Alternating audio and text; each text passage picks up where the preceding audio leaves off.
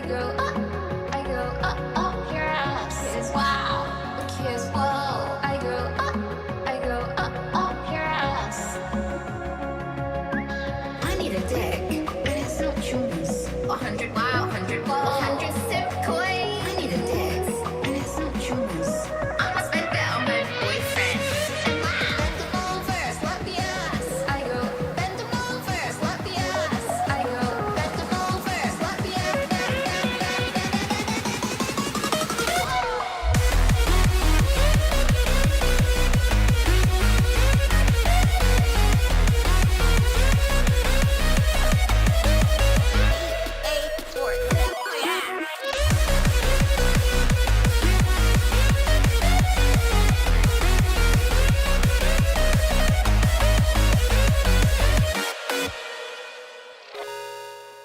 Press 1 for butt fun. Press 2 if you wanna follow through. Press 3 if you're gay. Press 4 for a three-way. Think about who? Think about what? Let's think about sluts. Do they know they're sluts? Let's find out. As a disclaimer, you're a bitch, and you should feel like a bitch. Bake cookies and wank on 'em. Give me icing. So sticky. You should fuck men again and again. Even on a day, even on a bad day.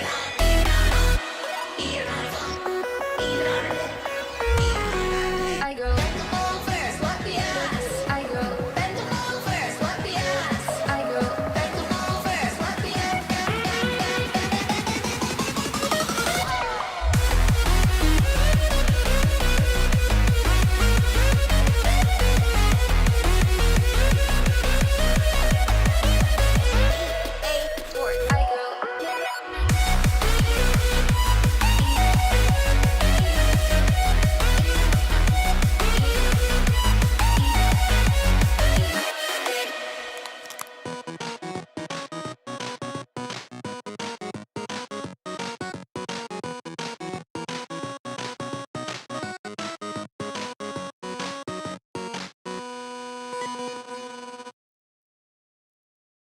I make all my songs live on Twitch. You can check that out in the link down below. Hi, welcome. How's it going? It's really good to see you. Hope you had a good weekend. So, tell me, how many of you have bingo cards for Monday streams? Because I feel like if you don't, you're missing a trick. We quite often get very similar questions every single stream. Well, Monday stream anyway.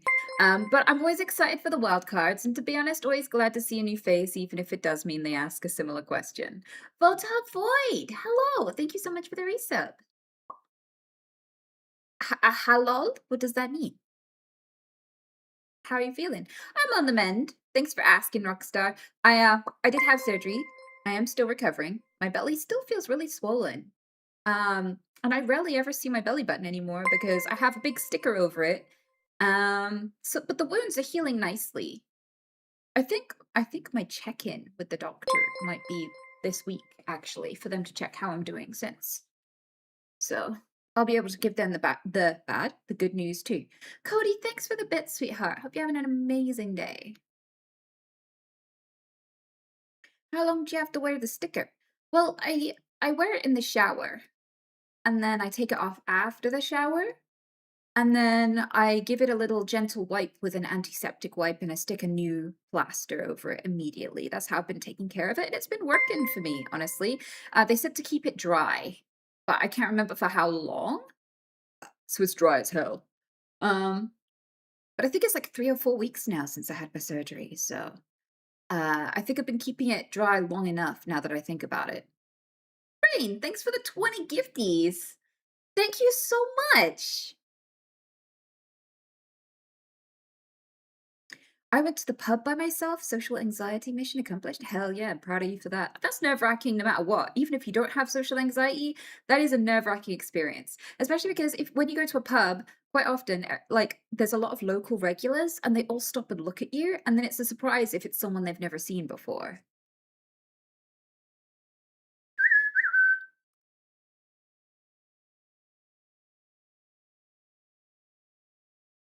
Hell yeah, I'm recovering well. Do you feel a difference in your general health? Most days, yes. Worryingly, though, the symptoms it was supposed to resolve are beginning to continue. So I'm a little bit worried about that. It might just be because the areas that were treated are still sore.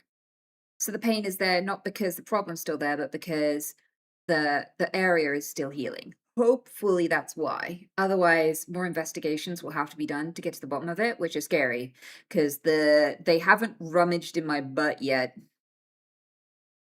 and I'm worried that will be a part of the criteria that there might be an endoscopy involved to see if it's at any of the other organs. You're missing out. What the fuck are you on about, Sonny? Hopefully the doctor will explain it. Yeah, hopefully it's all fine and it's just all part of the recovery process. But to be honest with you, I'm still more well than I was before I got the surgery, so I'm still gonna count this as an overall win. Dungeon Wolf, thanks for the bit, sweetheart. Praying they stay out of your butt. Thank you. Thank you. See, Sonny? That's how you're supposed to behave in these circumstances.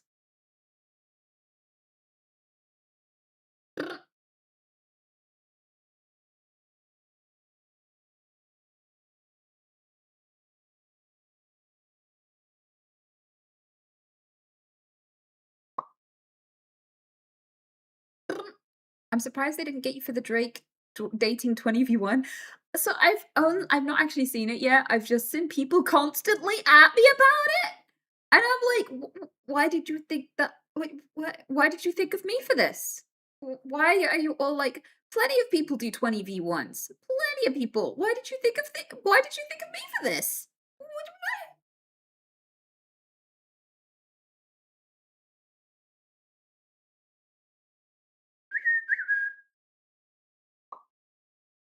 What's wrong with a butt rummage? If it's consensual between two adults who are happy to partake, then I don't give a shit. That's fine. Personally, though, I'm not a partaker of such things. See, I am a strong believer in anal integrity, not for any moral reasons or anything. It's just because I've been to a dementia ward and I've seen what happens when you're very old and decrepit and your butt's been under a lot of stress. You know? Like, life does a number on your butthole. I don't need anything else to do a number on it too, because I want to try and preserve it for later life so that I want to avoid, like, the diapers and stuff for as long as possible. And the thing is, like, butt stuff between men is significantly less likely to leave permanent damage than on women. We got delicate little butts. So I am just like, I don't want to gamble. I don't want to roll the dice on how bad my quality of life is going to be when I'm like 60, 70, 80. That's what I'm worried about. I don't know for sure. My research is old, right? But like, initially, I've never really been curious about it. But if I was, I still wouldn't for this reason, you know?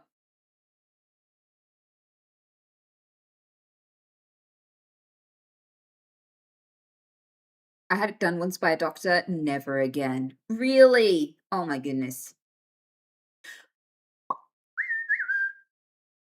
My bumhole is my bumhole, no tourism. Yeah, some people are an exit but not an entry point. Some people are a both ways kind of people, and that's fine. Like, I'm actually happy for people who enjoy their butts. I'm just not an enjoyer of my own butt myself. That is it. To be clear.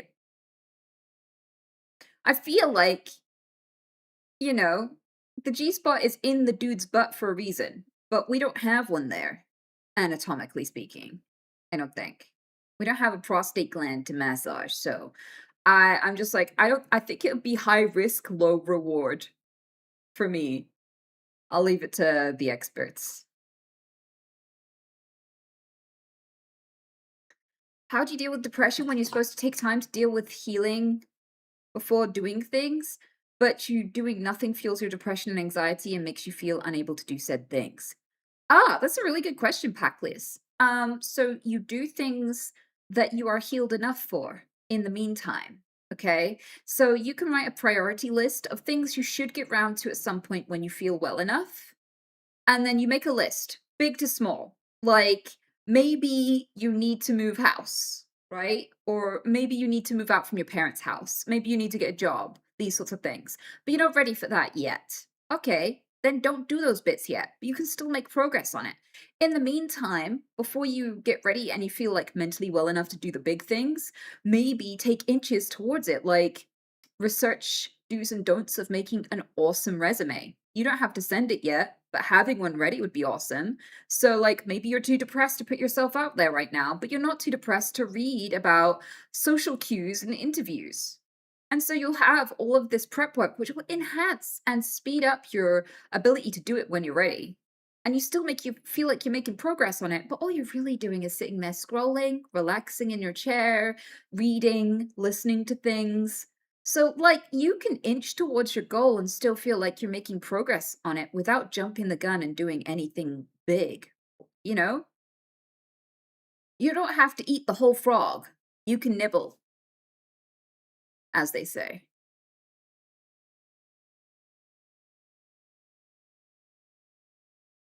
I agree. Do the small tasks that feel achievable and build from there. Exactly.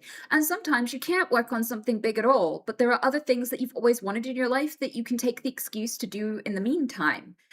So I had surgery and I had downtime for my surgery, and there was a bunch of things I never really stopped and took the time to do. I like needed to write my will, for example, and I can do that just by making a few phone calls, doing a bit of research, signing a few things, basic shit. So it's like, I can do that for my bed. I can make a new will. So I can't do the bigger things, but I can still make progress on life. And if the bad days outweigh the good days, taking small little nibbles at what you want to achieve is actually going to be pretty good because there are like 7 days in a week. If you only got 7 things done, if you only did one thing a day and it was small, you'll still make a massive leap by the end of the week, right? So you can still feel like you're making progress even if you don't have the capacity to do everything just yet. Hey Sam Bob, thanks for the prime. And Nightmare, thanks for the prime too. Times Tube says, I'm a full time student and worker. I've been debating on going down the part time school. I've been struggling with that idea. I feel like I need to go all in and get my degree ASAP. Why? Why do you feel like you need to get your degree ASAP? So, a lot of people, they study really hard for a degree when they're young, and then they grow a little bit while they're getting their degree, and they go, fuck this shit. Why did I ever want to do this for a job? And then they never use their degree. There's a huge risk that you may grow and develop as a person and realize that this qualification you're aiming for taught you a lot about yourself, but didn't really give you the skills you're looking for because you're looking for a whole new fucking bitch, a whole new job, right? So, with that said, I think when you get your degree is not as important as remembering to enjoy your life whilst you get it. So, for me, I'd say like if you're already overstretched, you got a job and you're studying, if going part-time will allow you to enjoy your existence, take things at your own pace, I don't see why you wouldn't. I don't see why getting the degree any sooner is going to change a single thing. So if you're considering it to make your life easier, I would 100% go the easy route. But that's just me.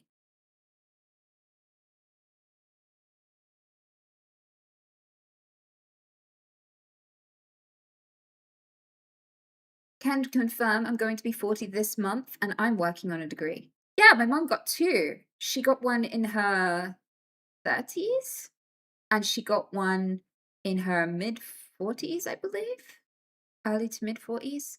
So she got two. You can get a degree at any age.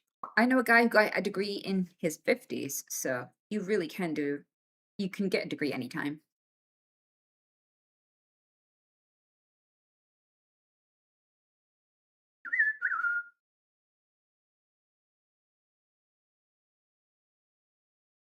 Ah,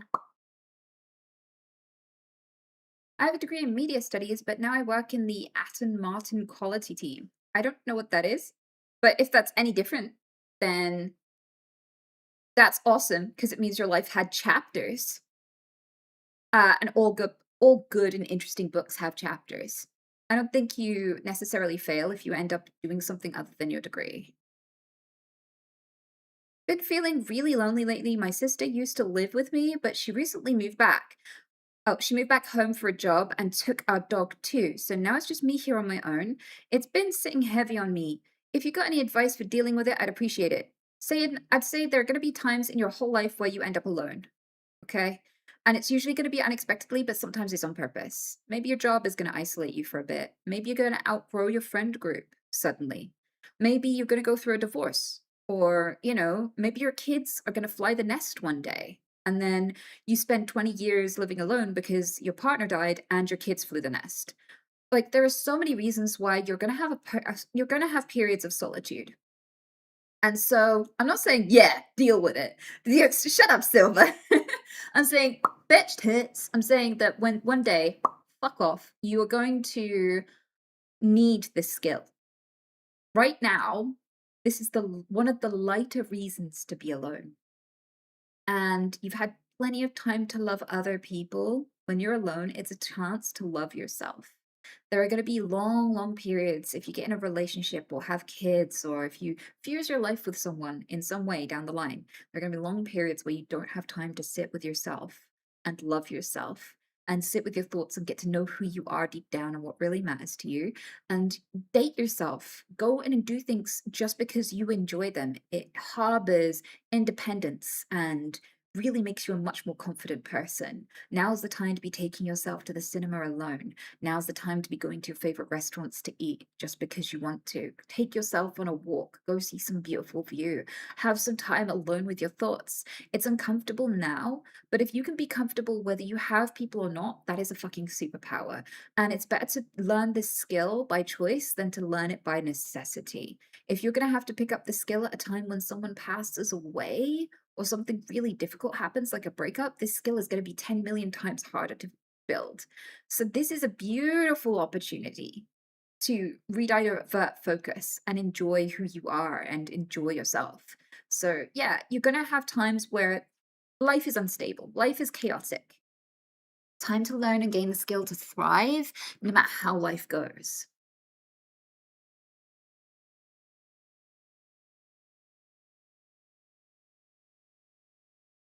Yeah, it's going to be uncomfy at first, but it's not necessarily a bad thing.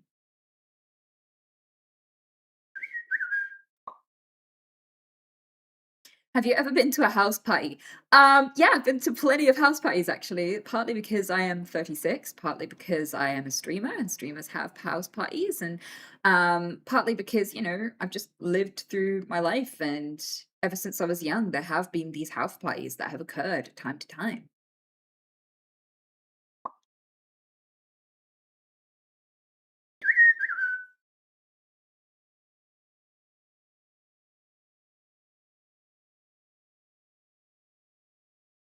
I was very worried about where that comment was going, Joy. I've been on the internet a long time, so when you put "I would not have pegged you," I was very, very worried. I was like, "Why have the mods not got you yet?" I am 36, which means I'm nearly 40, and I can start saying I'm nearly 40 now. I'm over 50% progress, which means that I am nearly 40. Whenever anyone asks how old I am, you're allowed to say, "She's nearly 40," because that's the trick to having good skin. You always have good skin if you tell people you're older than you are, or at least hinted it. Because if I told you, "Hey, I'm 60," you'd be like, "Your skin is amazing." I'll be like, "Thank you," you know?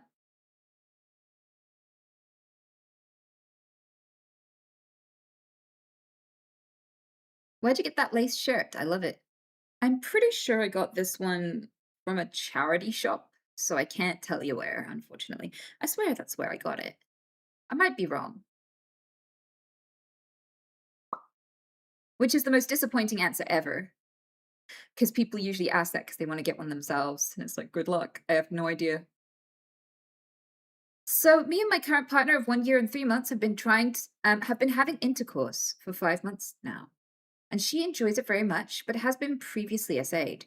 I, being aware of this, have had a lot of anxiety and fear during intimate situations and haven't been able to enjoy such moments.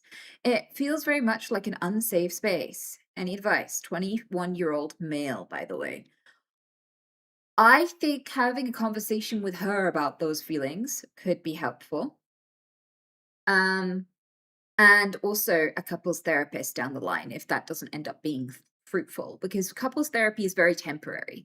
Like, either it teaches you that you need to break up, or you fix the relationship, you don't need the therapist anymore. So they're usually brief encounters for short periods of time, which means that they're not going to like typically break the bank. and they're a good investment if you can't come to a resolution by yourselves. But the truth of the matter is, if you learn what makes her feel safe, you get to feel safe too.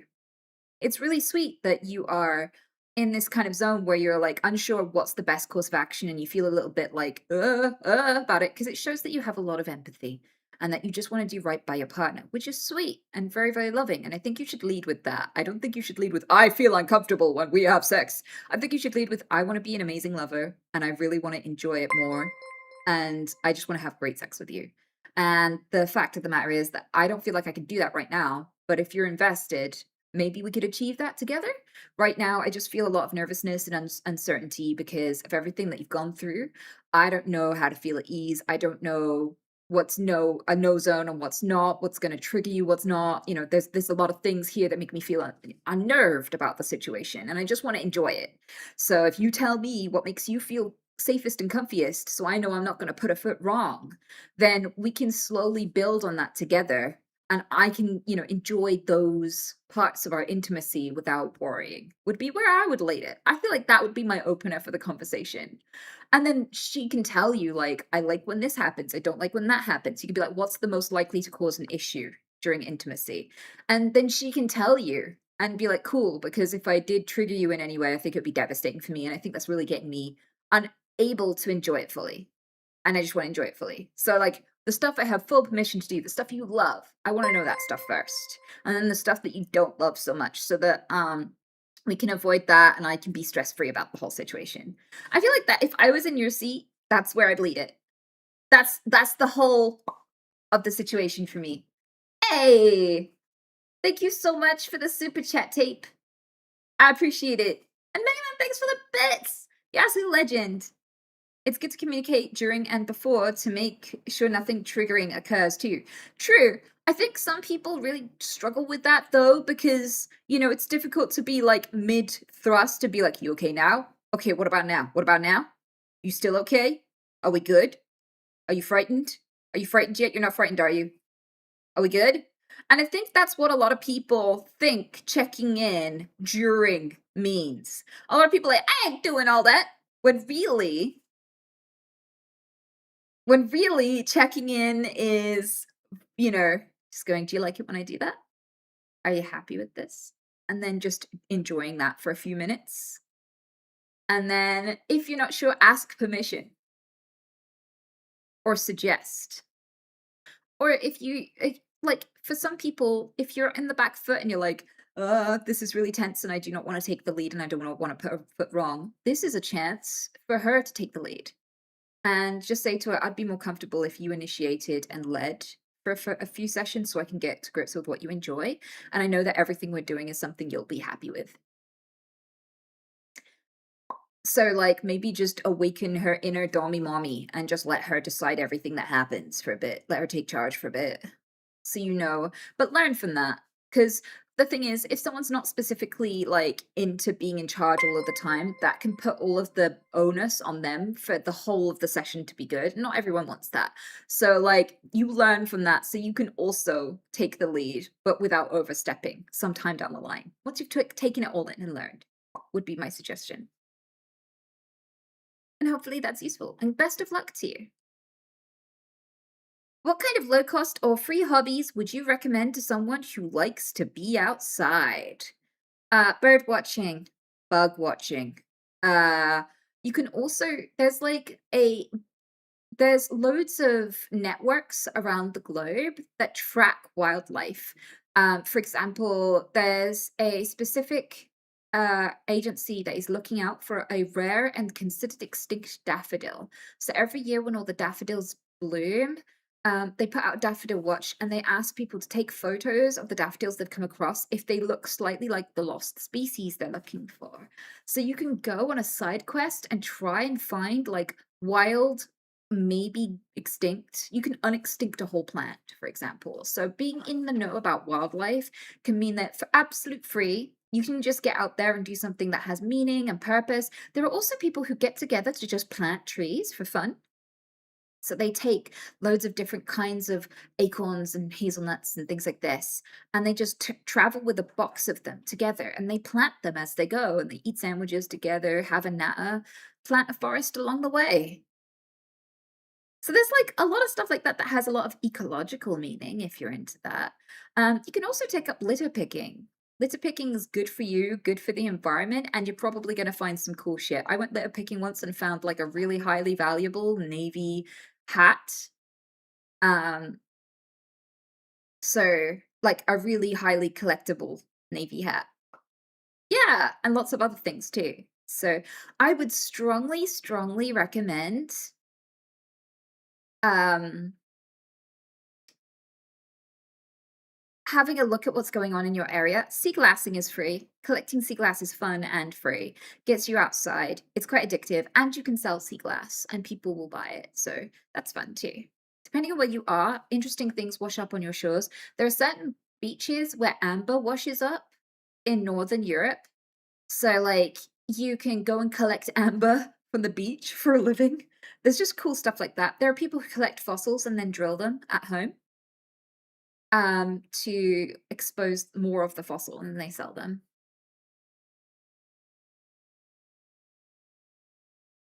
As a first-time buyer in the UK, I'm looking to get a mortgage around 100K. I have 30K up front and 1K disposable income per month. Advice. Okay, I am not a financial advisor at all. I feel like I should not tell you how to run your money. I do not have enough experience being financially comfortable or anything like that. Bear in mind, you guys have made me the most financially stable I've ever been, and that I grew up in poverty and had no one to teach me how to deal with money. So I'm still learning myself, and I feel like it would be irresponsible from that position to be advising anybody. But good luck with that. Their name is Dick Hammer Bush. Oh, wow. Well, good luck, Dick Hammer Bush. I hope you find the right house for you.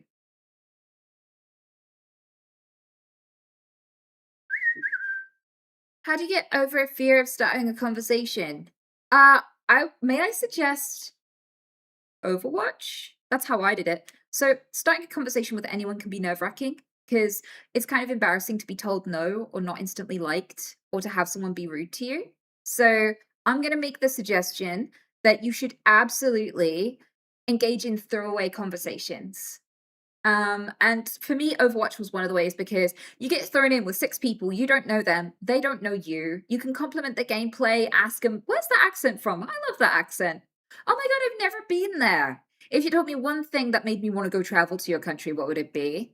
And like things like that. And you can just talk to people and have a throwaway conversation over and over again. Doesn't matter if it goes well because you never have to speak to them again after this. It's not like you tried to start a conversation with your coworker and it didn't go well and now you have to see them every single day for the rest of your life.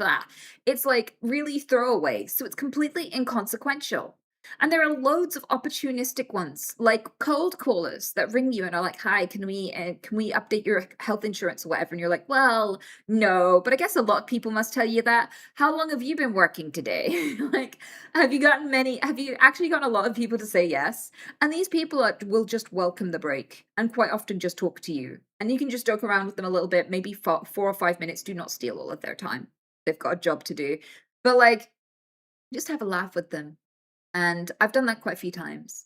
But yeah, relish in the throwaway conversation because there is no stakes to the conversation going well, which means you get to develop social skills over time. It whittles away the fear of initiating a conversation with people as well. Like, I can have conversations with random people in person now because I was just talking about random bullshit on Overwatch. Overwatch gave me that opportunity to learn how to not make a conversation feel like a fucking interview, and to understand that small talk has a purpose and isn't just an obstacle to the real conversations. Like, if you understand that, like, people with social skills use small talk for a reason, you don't learn that initially. Nobody teaches you that. A lot of people think, no, I just want to talk about the deep stuff. Like, there's so many things like that where that is a red flag about people. If someone says, I hate small talk, I just want to talk about the existential deep stuff, I now consider that a red flag. Especially if they're in their 30s or 40s or 50s, because it means that in all of the time that they have been socializing, they didn't get to level 2. Like, in terms of like leveling, you can go to level 99 these people are so inflexible, they didn't get to level 2. They didn't learn what small talk is for and why it's useful. Small talk is an opening for deep stuff. I thought that was a given, but it's also a way to it serves multiple purposes. One of them is to gauge how interested someone is in having a conversation. Because if you walk up to someone and go, "Good morning," and they go, "Good morning," and they're like, "Lovely weather we're having," and they're like, "Yeah, lovely weather we're having. I thought it was gonna rain, but no, actually, and my dog's really happy about all this sun," right? That is an opening. That is a, yes, I would like to have a conversation with you. But if someone goes, "Good morning," and the other person goes, "Yep," and just walks past you, they do not want to have a conversation. And so, like, what people miss is you use small talk to gauge interest. You use really shallow mutual experiences like the weather or the traffic and things like this to gauge how interested someone is before you unload on them, right? Because otherwise it's just weird to go hi to some random person and like, what? And you're like, "What do you think of the state of politics today? What is your opinion on Trump? Should we be deporting immigrants?" Like, that would be a bit much when you don't even know if they wanna talk to you, right? So it small talk gauges interest, but it also, I've just recently found out, a lot of people use it to gauge red flags in someone, like, if they immediately ask you how much money you're making. Um, so, like, it's a short period before you bother to get to know someone, and you take all that time to get to know someone, to spot any reasons why you probably shouldn't waste your time.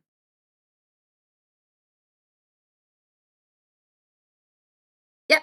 So small talk is actually really, really necessary etiquette for a bunch of reasons, but some people were never taught what it was for and are very confused by it, which is understandable because if you didn't know what small talk looks like, it looks like fucking insanity. Like, I was very confused about it in my 20s. I was like, "What the fuck are you doing? Stop it!" Because people would come up to me on the beach when I was searching for sea glass, and they'd be like, "Lovely weather we're having. I love a bit of sun." And I'm like, "Yes, the weather is still weathering. Did you not think I would notice the sun? Do you not think that I would know it was sunny? I've been out here for like 4 hours. What are you doing? What is wrong with you? Are you okay?" And like, I was like, "What the fuck is small talk? I hate it. Why are people doing small talk?" And I was so enraged by it. I was like, "Why are people so weird?" And I sat with my therapist one day and I explained the situation to her, and she was like, "They're seeing how interested in a conversation you are before they actually start talking to you." I was like, "Oh, whoops. That makes so much sense. Fuck." But nobody tells you. Nobody tells you. And so, yeah, I feel like there isn't much of an excuse to not know what small talk is for when you're a full adult, like fully bloomed adult, like that would be a red flag. So, there is that. There's those aspects of like learning to have a good conversation, absolutely. But yeah, these throwaway conversations that have no stakes in them just allow you to relish in taking an interest in someone. And like one of the things that a lot of my friends tell me is that I know how to make people feel special. It's a bit of a skill of mine. I know how to make people feel special. And it's because I'm very interested in 'em in them. Like, everybody is a shiny. Everyone loves talking about themselves. It's easy to interview people and just discover who they are. But I think that it's incredible that nobody ever like them is ever gonna happen again, and I was one of the few people in the universe that ever got to know that this person existed, because they'll be dust one day. And for most of the existence of the universe, they were dust. They never existed till now, and they're not gonna exist for very long, universally speaking. Like, the sun and the earth will outlast us all, and most of the people that have ever existed, nobody knows that they ever existed. Nobody knows their name or nothing. So every time I meet someone, like, wow, this is so rare. This is so beautiful, you know? And so I just want to know everything. I'm intrigued. And I feel like just taking an interest in people is one of the biggest skills you will ever have, as long as you don't make every conversation into an interview. That can be a little bit upsetting.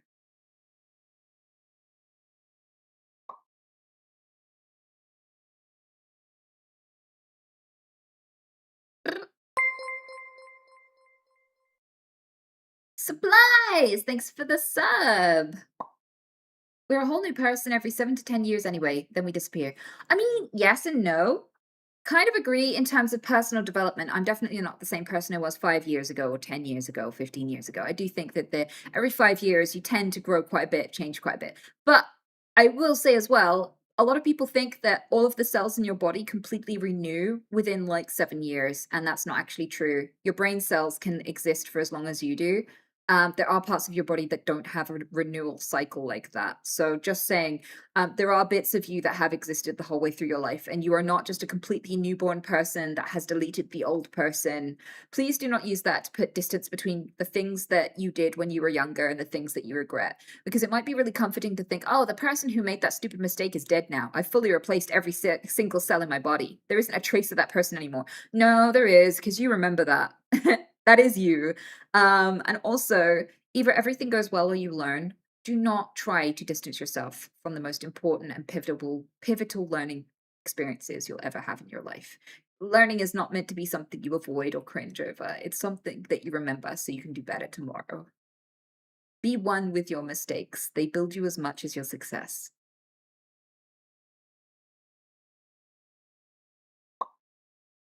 Blame your frontal lobe. You can try, but there's no such thing as a fully developed frontal lobe, so if we all just scraping by with a perpetually developing frontal lobe, then you can't really blame any specific region of your brain ever again. I have a bad past, though I've gone to therapy to ensure it doesn't happen again. A lot of people feel betrayed that I didn't tell them outright, but I did keep it hidden for my safety. Do you recommend I still tell people? Or should I hold it off until we're close, even though they might feel betrayed? I mean, that is way too circumstantial to be that vague with. Shoosh. I feel like it's a tricky position you're in right now because it's like I can't tell you unless I know what your tricky past was, right? Because there are some things that are like life changing, and there are other things that you can get past that aren't as influential on your existence. People are taking a gamble on you when they involve you in their lives. So they want to know what they're risking. You know, everyone you bring into a life, it can be a source of pain or betrayal, or can be a big mistake or a success. And the thing is, when you don't know what you're gambling, it becomes forceful and unfair, right? So, for example, uh, some people wouldn't tell their partner that they're infertile, right? And some partners would be fine with that if you both said you never plan to have kids, like, and you both agreed to that fully, then the other partner might not actually give a shit. And it's not some huge betrayal because it doesn't contravene their future plans. But somebody who was planning to have a family of 8 kids and you just kept it to yourself that you're infertile the whole time, you are robbing them. You are ruining their life and you are robbing them, and that is abuse. You are doing something deeply malicious there. So, like, I can't tell you whether or not you owe anyone an explanation unless I know what you did, because I don't know what people are gambling to be around you.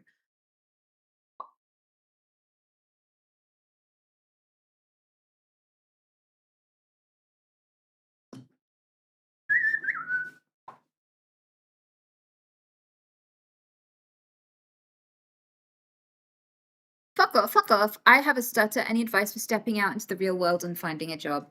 I actually have a friend with a stutter, and he has a great job that he's very proud of. And he has lots of friends. And I'm one of them. And sometimes it might take him a little bit longer to say something, but it's always worth the wait. I don't mind waiting a few more extra seconds for whatever it is that he has to say. It's no big inconvenience to me, and it doesn't really make much of a difference in my life, you know? So I feel like getting out there, you will find like some people, like it's incredibly rare for people to outwardly get annoyed with you for things like a stutter or even Tourette's. Like most people will either be accommodating, or if they find it annoying, will just avoid you quietly and fall to the background rather than confront you or be mad at you about it. So you don't usually have a lot to lose for going out there, and all it will do is filter people down to the people who can handle it and are fine with it.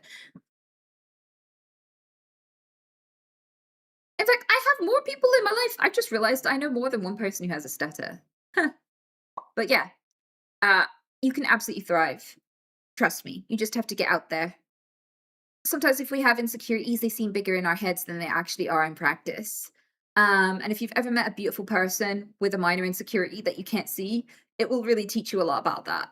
Like, I have a friend who looks like an absolute fucking supermodel. I have a few of those. But she in particular was like, oh no, my elbows. Do my elbows look ashy? And I was like, I don't know what that means, but your elbows look fine. I would have never even thought about your elbows. until you asked me, and now I'm looking at them. I can't see a problem with them whatsoever. What are you on about? You look flawless. What are you on about? And she was like, yeah, sometimes I just worry that they look silly. And I'm like,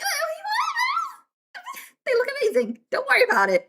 And that really taught me that, some of the things you think are bad about you are much bigger in your head than other people think they are. And that can be the case with stutters. Get out there. Fewer people give a shit than you think. How do you know so many people with stutters? I couldn't tell you, mate. It's not like I put out applications. It's not like I put advertisements in the local newspaper or whatever for friends and coworkers and shit. How do you deal with envy, jealous, and passive-aggressive coworkers? You have to see every day.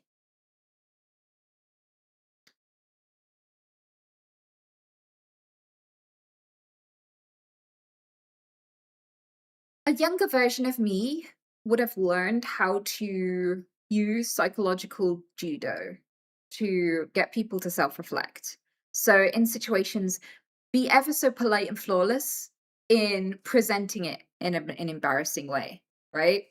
And that is definitely a thing you can do. You can make people slowly dawn and become aware of what they're doing, bitch. But I don't think it's your job to fix anybody. It's not your job to tolerate anybody. And you only get one life, and you shouldn't let anybody ruin it. I kind of feel like if I had to deal with awful, awful coworkers, I would start applying for other jobs in the sector. And then when I get a few offers for those jobs, then go back to my management and go, I've been dealing with a lot of hostile work environment, and I would like to move on, unless you offer to pay me more and can move me somewhere where I'll never have to deal with them again. And then what happens is the manager is stuck in this really hard position where it's like they have to replace you and they have to scramble to find someone to pick up your shifts, or they have to take their thumb out the ass and deal with the abuse. And either way is a win-win. Either you move to a new job and you never have to deal with these fuckheads again, or you get better pay and never have to deal with them again in your own job and don't have to change a thing. And I think that's how I would suggest you deal with it now.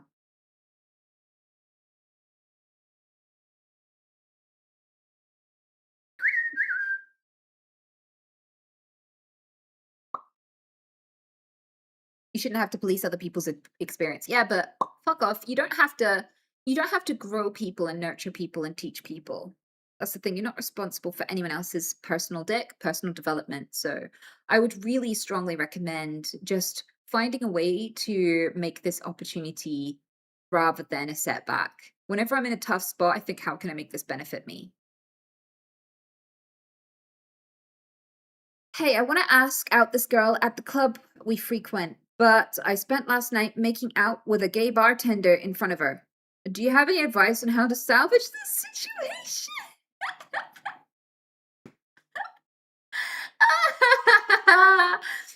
That is an interesting one. Uh, uh,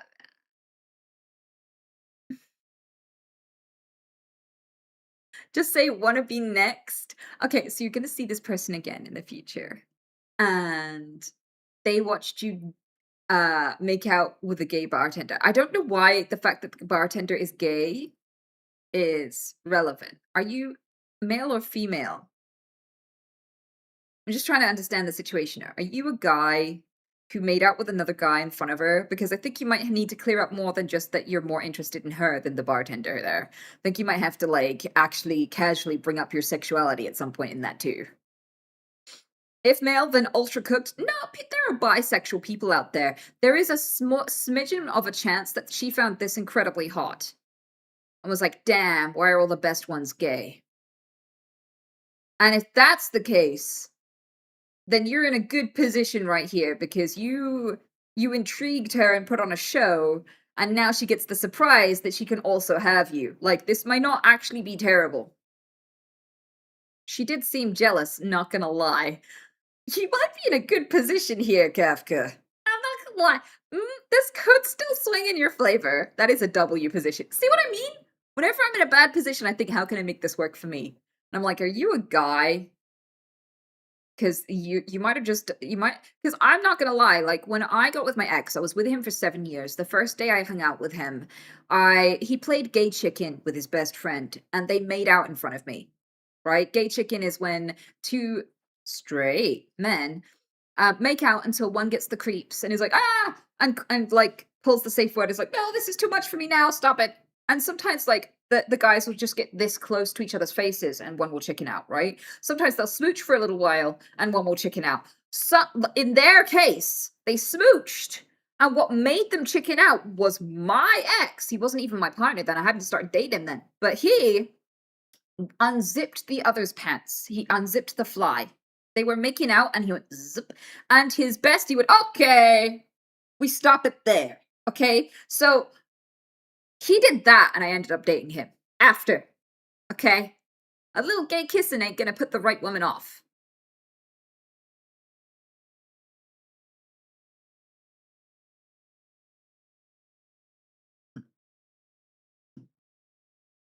They said they were male, by the way. Yeah, I'm gonna call it here. This might not be a lost situation. You might not be as cooked. I wrote a compelling story from my life asking for help, but the computer said edit and try again. Oh, I'm so sorry.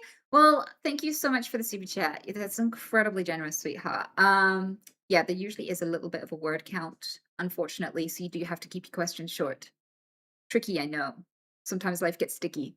And you got a whole fucking novel to summarize in like 3 sentences, and you're like, fuck.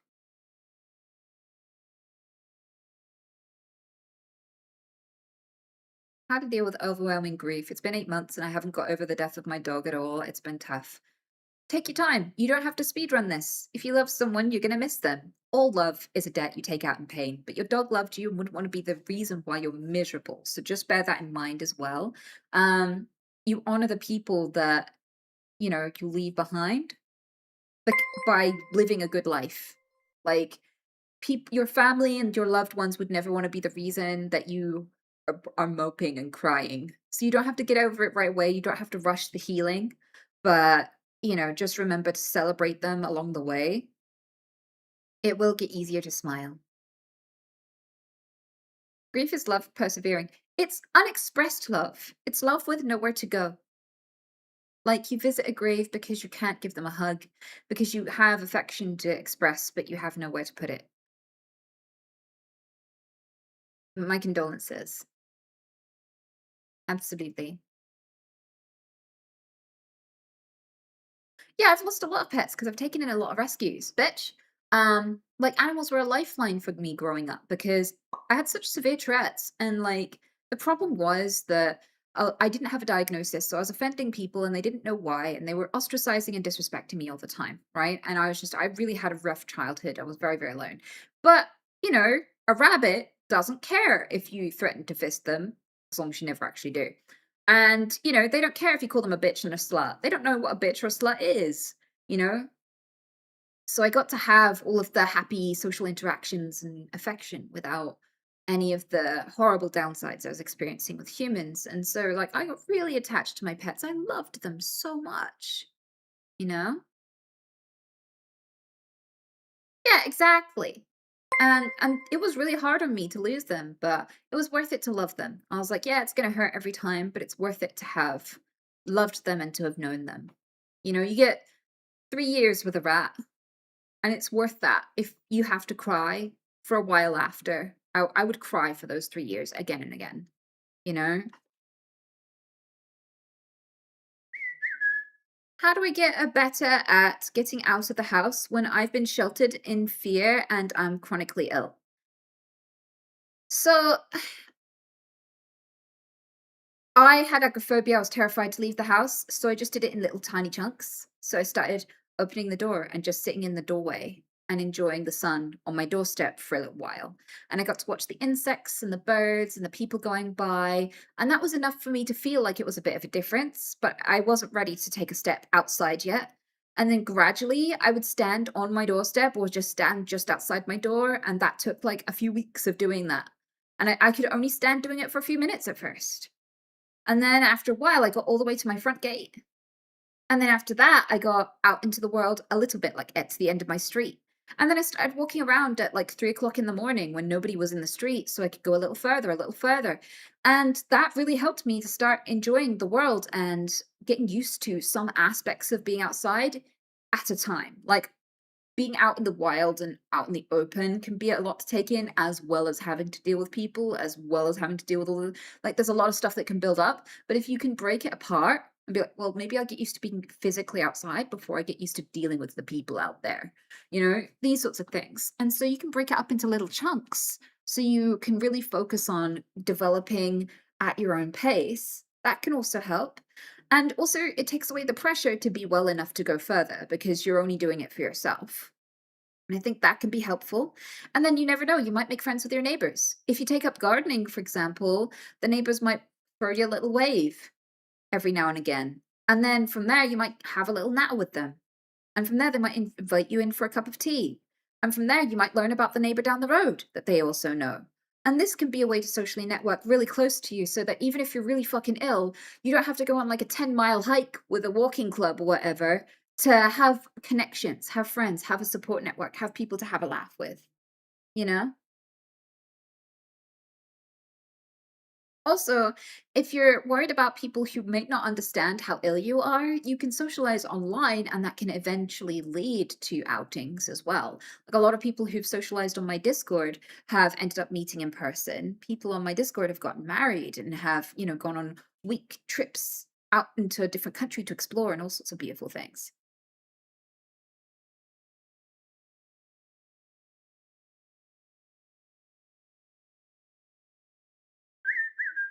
How do I get over the fear of approaching girls? I don't know, I kinda like that people are scared to approach me because typically I don't want to be approached. I feel like most women don't wanna be approached. I don't like to speak of women as a monolith, but I think, like, the main reason why women don't wanna be approached is because just because you're horny and lonely doesn't mean that you get to interrupt my day. Like, if I'm looking for bread, I'm not looking for a boyfriend. Like, there are socially acceptable places to go and proposition people, but just day-to-day life is not one of them, and you look desperate, and you look like you're panhandling for sex because you don't know me, all you've done is look at me, which means you're just horny. You can't possibly be looking for a deeper connection with people that you just met. So, with that in mind, I'd say, like, stay scared, um, please, because it doesn't have a very high success rate to just randomly treat the street like a dating profile.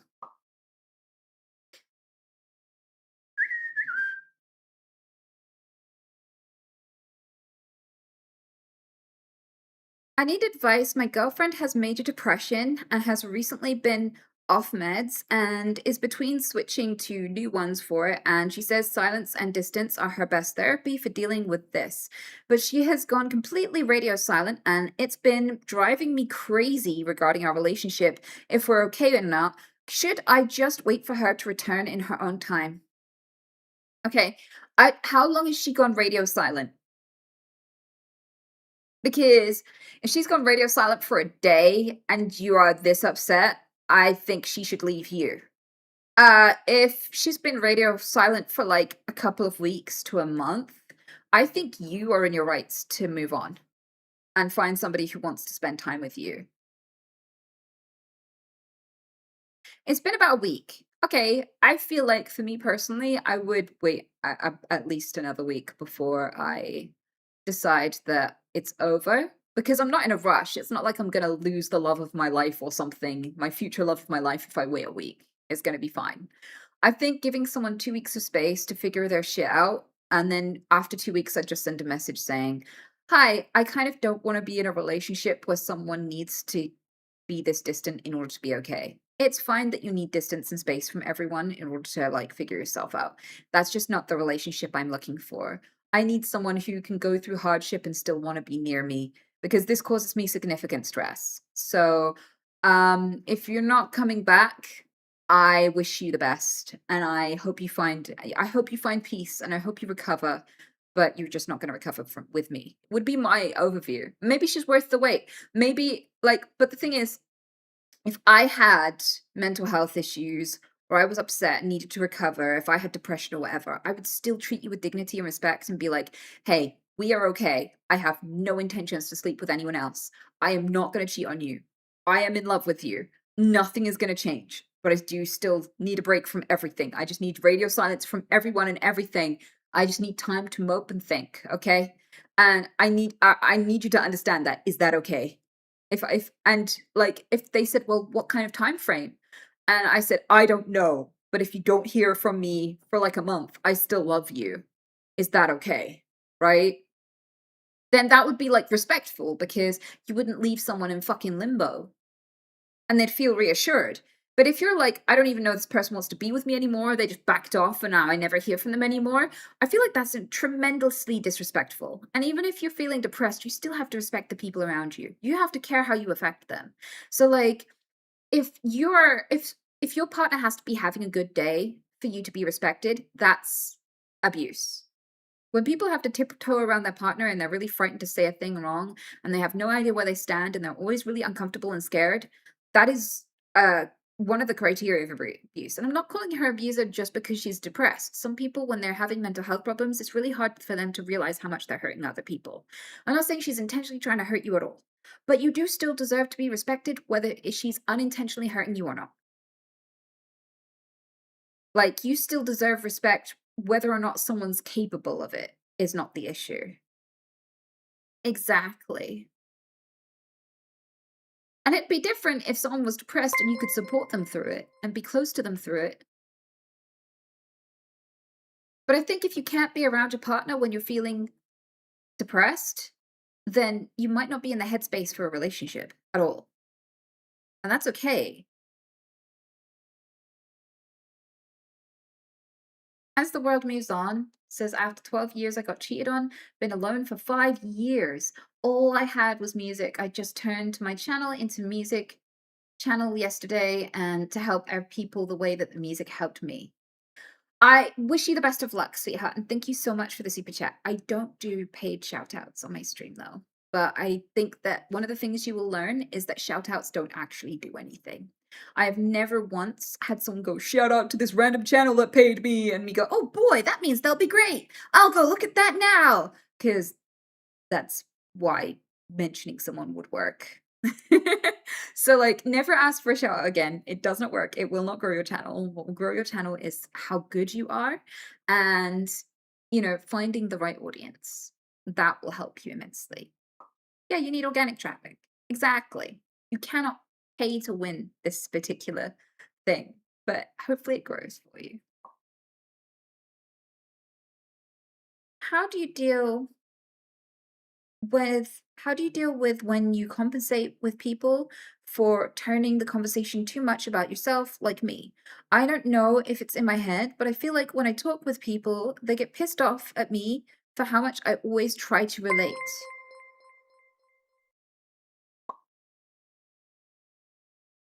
Well, if someone's getting pissed off at you, you're allowed to say, hey, I feel like I annoyed you just now. Sorry if I did. What did I do? Like, I didn't mean to offend you, but whatever I did wrong, I'd love to know so I don't do it again. Like, you're allowed to ask for feedback. You're not entitled to feedback, but you are allowed to ask it. The other thing is, sometimes if someone's talking about something they went through and you just mention something that you've went through as a response, that can be poorly received for some people. It doesn't apply to everything. So if someone's like, I just had a good meal, and you're like, I had a good meal too. What did you have? And they go, I had this. And you're like, that's really nice. I had this. Like, that's a really normal exchange. But if someone said, I just lost my child, and you're like, I know how you feel. My dog died last year. That would be a very shitty thing to say, right? You think you're relating. You're not. You're competing, and you're not actually competing very well because that is not the same thing. And so this person feels offended. They feel like you're comparing losing a child to losing a dog. And like, if you've only had dogs and no kids, that's going to look like a fair, an equal thing. You're like, my dog was my baby. But people who've had both a child and a dog will tell you it's definitely not the same thing, right? And so, yeah, one is really fine and the other is not good at all. And if you can't tell the difference, that's okay. It takes practice and time to understand the difference. A little bit of empathy, a little bit of experience, and you'll get there. Absolutely. But yeah, as a general rule, bringing up your own experiences to relate doesn't work with negative experiences as much, okay? Like, good ones to say are, "That must have been so hard. Are you doing okay now?" Because it allows them to expand on what they're going through. That is a really, really good response. If you're unsure if now is a good time to relate, ask them how it went and how they're doing now. It's a really good switch. Really basic, really easy till you figure it out. Another one is, Miss Anita, what is your advice when you're not sure if the people closest to you actually care about you? I mean, there are little things you can do. Testing relationships is not advised because it tends to be quite dysfunctional. So, therapists quite often come across people who test relationships to see how much the other person cares for them, and it's a trauma response. And what it ends up being is a self-fulfilling prophecy. So, the reason why I bring that up is because if you're not sure how much people care about you, you might be tempted to test to see how much they care. Some people test by, for example, some people who have abandonment issues who maybe a parent abandoned them or an ex-partner abandoned them or whatever, right? They went through a huge abandonment trauma. And now they cheat on every partner they get with to test whether or not that partner would stay no matter what. And what this means is every partner abandons them because they have this compulsion to do something shitty just to see if they'll stay. And so, quite often, if you're insecure about something in a relationship of any kind, if it's with your family, romantic relationship, friendship, if you're scared of something happening to you, you'll quite often end up making it a self-fulfilling prophecy. Cheating's a really big one. Quite a lot of people who are terrified of being cheated on get cheated on. And one of the reasons is because if you keep investigating your partner and like going, where did you go? Who are you talking to? Who did you message? Reading through everything and going, why were you out so late? All this stuff, right? They get cheated like they're cheating, but without the extra pussy. So they're like, why would I commit to a lifetime of being treated like a cheater and not get the extra pussy? That seems like a lose-lose. If I'm going to be treated like a cheater both ways, why not get the extras? I might as well be cheating. I'll be treated exactly the same. Yeah, you manifest it. So if you're scared that your family doesn't care, it can make you manifest it. If you get upset and throw tantrums and question everything, it might actually push them away. There are really silent ways to check if your family cares. And some of them are just by doing a checklist, okay? As somebody who was raised in a family that did not give a fuck about me, I was in complete isolation my whole life. No one gave a fuck. I could have died as a kid and it would have taken quite a while for anyone to notice, right? Do they ask how you're doing at school and at work, right? If something happens to you, do you know you could go to them for advice or safety? Or would you have to protect yourself from them too? Right? Things like, if you didn't actively reach out and call them first or talk to them first, how long would it take them to talk to you? So, like, that could be a really easy one. Just make it so the next time you and your family talk, they initiate it and just see how long that takes. That can be one that's like completely innocent and you don't have to do that multiple times. You can just see if you stopped calling your parents, when would they next call you? Yeah? And it doesn't count if they needed something. That's still a bad sign. If they only ring when they need something, that could be a bad sign. The truth of the matter is, I'm not going to sit here and bullshit you and be like, no, it's okay. Like, your parents love you. Of course they love you. Don't be silly. No, I don't know whether your parents love you. Some parents don't love their kids. I don't know whether your family gives a shit about you. I really don't. And to be honest with you, it's good to know where you stand with them now. Like, it's good to know where you stand with them yesterday because you can choose to be around people in the future who genuinely do. And you can stop and wasting your time on people who don't give a fuck. You can't choose how people feel about you, okay? But you can choose people who love you. Like, that's the way you do it. You don't over explain, you don't negotiate, you don't try. Just abandon people who don't love you. That's okay. Don't waste any time. Don't complain about it. Because over-explaining and complaining is just groveling. Go find people who do care. Yeah, if someone doesn't invite you to something, you don't have to think about it or worry about it. You just need to go and find people who do want to spend time with you. That's it. If, like, your family throws more of a birthday party for one kid than you, then you know where you stand. And you can literally just say, I know where I stand now, and nothing else. and then just go find people who love you.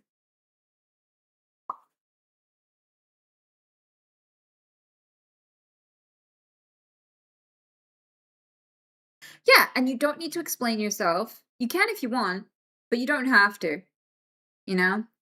If, like, one of them has a wedding and they're like, "Why don't we never speak to you anymore? Why don't you come to the wedding?" And it's like, "'Cause you proved to me a long time ago that none of you give a fuck. Why would I come to your wedding?"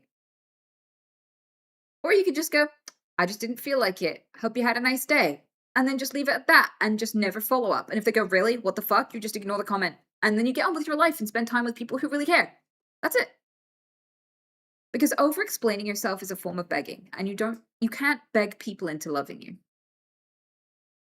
Like I bet you've never adored someone that, you look at them and you're like, "Ah, you're kind of meh. I don't really care about you." And then they went, "Please, please love me. Why don't you love me? I want to come to the birthday party." Did you ever go, "Wow, this person is amazing. I've completely changed my mind all of a sudden. Why didn't I realize how amazing you were?" No, you don't do that. You'd be like, "Okay, Mr. Psycho, now I don't like you and you're desperate, so I like you even less." So don't be that. Don't beg. Don't negotiate. Move on. Don't stay where you're not wanted. But I do find that a lot of people think that they're not cared by their parents, and their parents really do love the shit out of them. They just have no idea what not being loved actually looks like. You know what I mean? Like, I've met a few people who have really loving parents, and I'm like, and they're like, "Oh no, I'm scared. My parents are gonna be so mad at me," and blah, blah, blah. And I'm like, "They just love you, you idiot. They're not being mean. They're not a threat to you. Like, why are you so scared of this conversation? They're just checking in, you fucking idiot. They just love you." And they're like, "Oh yeah." I was like, "Yeah, take it from someone who no one checked in on them. These people are just like concerned about you because they love you. Why are you so freaked out about that?"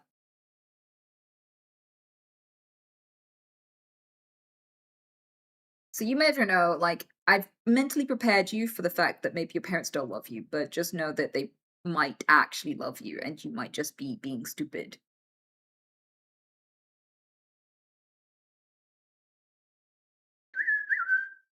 I'm addicted to watching YouTube live for hours. How do I get rid of that? I mean, you could get rid of it or you could make it benefit you. I find that in my life, I don't have a lot of self restraint because I'm neurologically impaired. And what this means is that I have to work with the way my brain works because I don't have a lot of ability to structurally change the way that it behaves. Some people can work on certain things. There are certain things wrong with me that I cannot work on. No amount of doing anything will ever change the fact that I'm time blind. Nothing will ever make me on time. Nothing will ever fix that problem for me. So I have learned to make it so that I don't have to be on time for anything important. I've moved my job around being able to turn up whenever I want. I have moved everything in my life around being able to do it at my own leisure when I feel like it. So, for example, if my friends want to go do something fun, right? They can come to my house. We can meet them somewhere way earlier. Like we can go to a restaurant or whatever first and hang out and eat and then go do the thing so that we won't miss it because everybody else knows what time it's supposed to be and I can't, right? Things like that to make it so that it happens. Like socialize with people in groups so that they can entertain each other while they wait for you. So it's not just one person sat alone drumming their fingers, feeling hard done by. These sorts of hacks.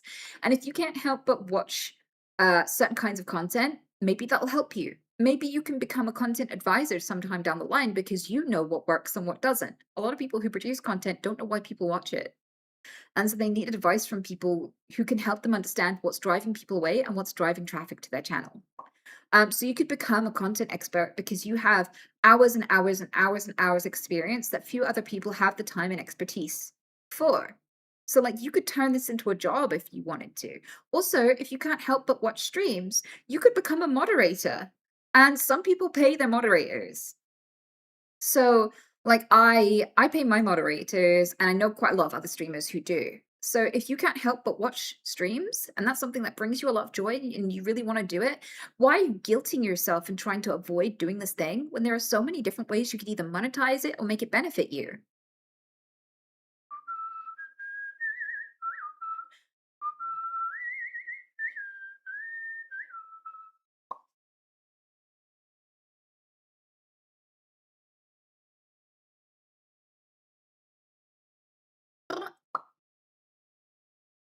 I love you. I love you. I love you. I love you. I love you. I love you.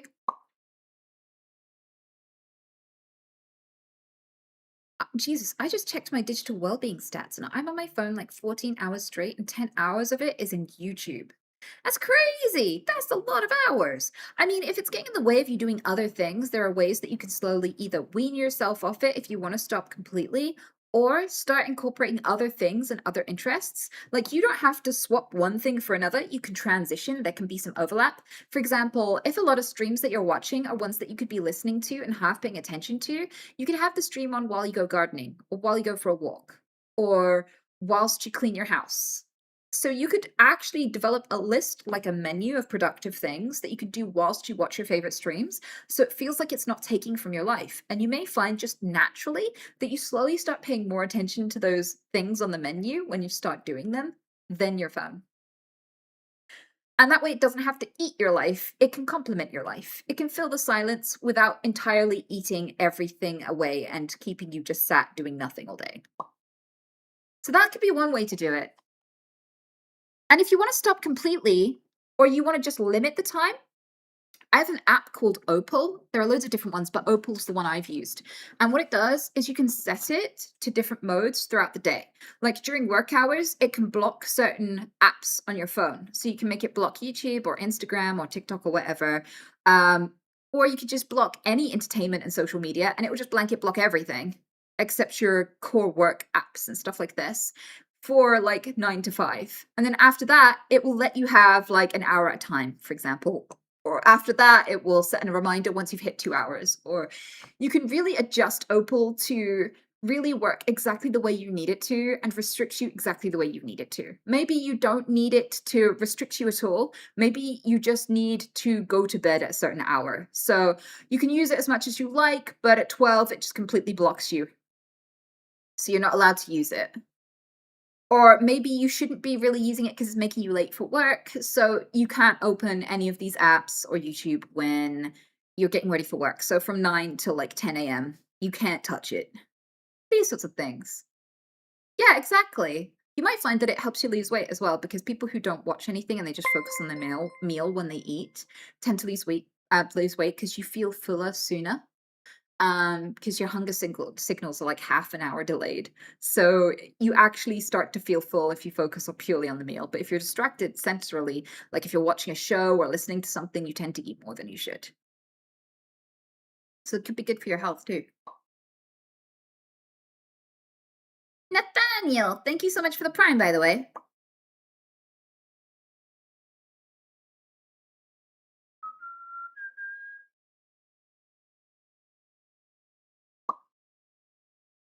Any advice for being too skeptical when meeting new people after a toxic relationship? Yeah, you're protecting yourself from harm, but it's not really going to actually protect you. Sometimes therapy can really help you talk it through, and to help you open yourself up to being trusting again. But I think like you don't have to completely trust people after having been betrayed. You don't have to do that because it makes sense. If your life experience is to constantly be let down, it makes sense to protect yourself. It makes sense to be treat people with more scrutiny before you fully trust them. So here's my like trust spectrum advice. Number 1, trust yourself first. So I'm not going to be able to convince you that the next one won't cheat or the next friend won't screw you over. Like there are plenty of people in your life that probably will screw you over at some point. Okay. If you trust yourself to handle it, then you'll still have friends. Okay. So if you're feeling really fragile and like your life collapsed, it didn't. You're still here. And one day that betrayal is going to be a distant memory and you're going to forget what it's like to be this miserable. Okay. All the people who fuck up their relationship with you lose you, and you continue on. You can still have a great home, a great family, great life, great friends, long after someone fucks you over. Many people do. Most people you ever meet who reach my age, for example, have been fucked over by someone and still have friends, still have people that they look forward to seeing, still build relationships. It's possible, and it's possible for you. So trust yourself first. Just trust that it doesn't really matter if a few people down the line still fuck up in the future, because you will survive it. You'll be fine. It's not some huge thing that you have to endlessly protect yourself from, because the more you try to protect yourself from it, the more you'll build a cage that you cannot break out of.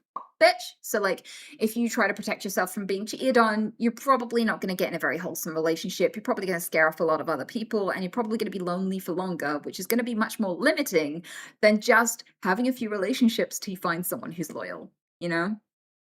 Trust yourself first, because then it doesn't really matter if other people are trustworthy. You do not have to keep treating everyone like a landmine that's going to explode, because either way, you know you're going to be okay. If you can be unshatterable and just be like, if you fuck up, it's your loss. You know, the sooner I find out, the better. You know, hopefully, if you're a piece of shit, you reveal yourself early. I can handle you being a piece of shit. I just want to know so I don't waste too much of my time. You know, that attitude is a bit better. And it comes from you feeling sturdy. It comes from you dealing with the heartbreak of last time and knowing you're still laughing. You're still enjoying your life. You know, so you could be okay. Like, you can risk getting your heart broken because your heart is more healable than you think. You'll be okay. Stop needing everyone to be awesome and kind and lovely in the whole world for you to be okay, because that's not a thing that's ever going to happen. And you're putting your sense of well-being and stability in other people's hands, and they're always going to drop the ball, right? The next thing I'm going to say is that your ability to assess red flags is going to get better and better over time, but not if you limit who you spend time with. If you become a hermit because you were betrayed once or twice, you will never be able to tell the difference between a piece of shit and a lump of gold. Right? When it comes to people in the world, social skills are how you find the safe people. And unfortunately, they're often built by experiencing the bad people. The bad people will teach you how to find the good people. So this is all part of the process. It's how it happens for all of us. It's not a bug in the system. It is there on purpose. It's a feature. You're supposed to experience shitty people and good people, so you know the difference between the two. You didn't fail. You didn't betray yourself. You just met the full spectrum of people, and that's good for you. You use it as a lesson and you wield it as a tool. If you endlessly mope about it and just hurt yourself with it, then it becomes a burden and a trauma rather than a tool and a learning experience. So you'll be okay. You will be okay. You will be okay. And the next thing is, you have to be at peace with being vulnerable, and that's hard to achieve alone. So if over time you're still protecting yourself and you still don't trust people over time, it might be time to go to therapy. Because a therapist can talk you through and unpick which bits are just your trauma speaking and what's actually helpful to think. What is protective and what is destructive? Because some of our protective measures are destroying us harder than the things that we would protect ourselves from. I was isolated. I became agoraphobic and I wouldn't step outside because I was so scared of how people would treat me because of my Tourette's. I didn't know it was Tourette's at the time. I didn't have a way to explain myself. And that agoraphobia was more painful and isolating and just awful. And it was much more life ruining to be stuck inside the house for 4 years and never speak to anyone than it would have been to get out there and be betrayed 1,000 times. Or to have been, ridiculed, or people get upset with me 1,000 times. Because people have gotten upset with me probably over 1,000,000 times since I started streaming. People have been really mad about my Tourette's and stuff. And it's been worth being here. Nevertheless, I'm having a blast. So yeah, sometimes your protectors are your biggest destructors. The walls you put up are probably more of a cage than they are a safety net.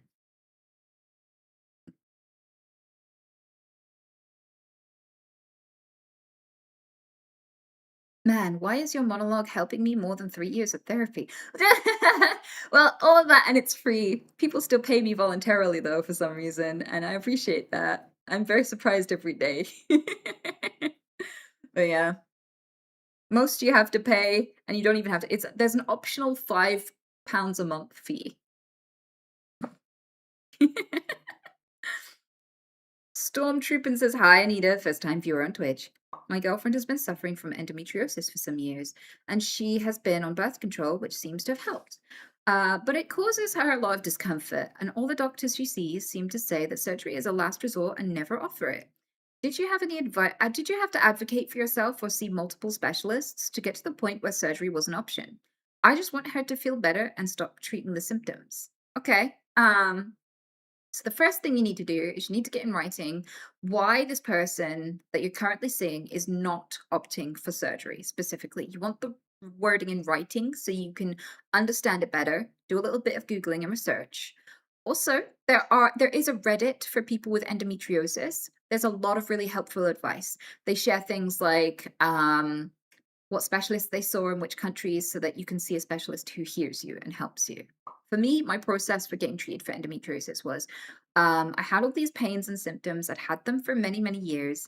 They were just kind of like random symptoms that every doctor would go, note the symptoms down, but never really truly investigate it. So I specifically, literally went on an AI and I gave it all of my symptoms because I was like, I don't know if these are separate conditions or just one. And it's clearly confusing all the doctors, and I'm not getting any answers for years and years, but I'm very, very sick. And it separated them into 3 categories. And it went, these symptoms together would be this condition. Or, well, it gave me like 3 or 4 conditions. And it went, these symptoms together could be these conditions, and these symptoms together could be these conditions, right? And I was like, okay. And I went through every single one and I whittled them down. I was like, what would it need to be? What other symptoms? What other, like, help me figure out if it's this one. And it asked me a bunch of questions. I was like, yes, yes, no, no, no. Whittled it down, whittled it down. And they're like, it looks like this could be endometriosis then. And I was like, okay, who do I see for endometriosis in my area? And it went and found like the local ones that are really good and most highly recommended. And I got in touch with a bunch of them. And a lot of them were chock-a-block. I definitely wanted a woman. I could not get a woman because I'd have had to wait like years on a list to have seen any of the women in my area. So I saw a man and I sat with them. I explained all of my symptoms. And he said, yes, that does sound like endometriosis. I wouldn't be able to tell you specifically if it is without looking inside. So we can schedule an exploratory if you are happy with that. This was a 15-minute conversation. And after that, I was booked in for surgery. And that was after telling the symptoms for like 20 plus years to my GPs, and they never really did anything. They're like, that's nice. And they never really did anything about it.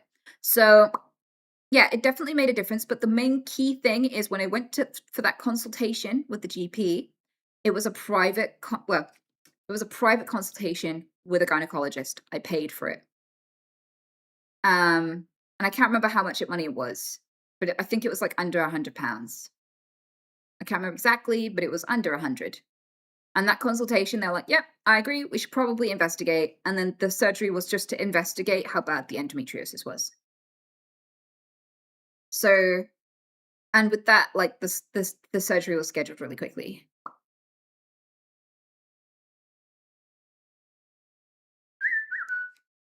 I'm so glad you got lucky. AIs are pretty garbage for reliable accuracy. In my experience, AI diagnosed my MCAS, and I actually got a diagnosis from the doctors because I went to AI first. And the same thing with the endometriosis. My condition turned out not to be endometriosis, though. They did the surgery, and whilst all of the symptoms I had are endometriosis symptoms, it turned out to be scar tissue all over my organs, just binding it together. So anytime my organs performed a function that caused them to swell or move in any way, it was like pulling and tearing at that scar tissue. And that was causing an immense amount of fucking pain. So, yeah, like in my experience, so there are a lot of studies that suggest that in many cases, unfortunately, at the moment, AI can be more accurate than the average GP in my country, which is really disappointing.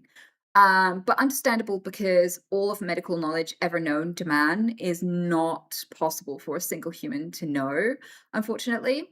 So they did these tests and studies to say, like, yeah, AI is actually more reliable on average than. I'm not saying like specifically like ChatGPT is your best doctor option, because I'm not. I think that's a really dangerous thing to say. So understand me when I say this. I'm not saying that you should go to AI before you go to your doctor at all. But I do think that, like, at present, like, a lot of doctors are letting women down specifically. And a lot of doctors have a lot of bias and a lot of inaccuracies and poor memory, which means that they're not 100% effective every single time. And the way that I used AI is I didn't ask it what was wrong with me, and I didn't take its word for it. And I use it as a source of sources rather than using its opinion as fact. So I say, like, what are your sources for this information? And it will take me to like the NHS website, and that NHS website will have all of my symptoms in a row. And then I can say, like, it's not ChatGPT that I'm like trusting. It's not Grok that I'm trusting. It's not like Sora AI that I'm trusting. It's literally the source. It's literally the NHS that I'm trusting with my diagnosis now, right?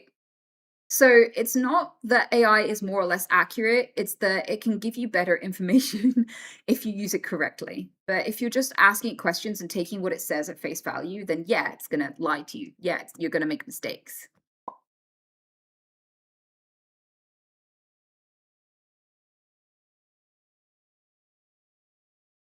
Yeah, the source is a doctor. That's the best way to put it. Like, so you're not really using an AI to diagnose you. You're using doctors in a way. You're just using the AI to get to it.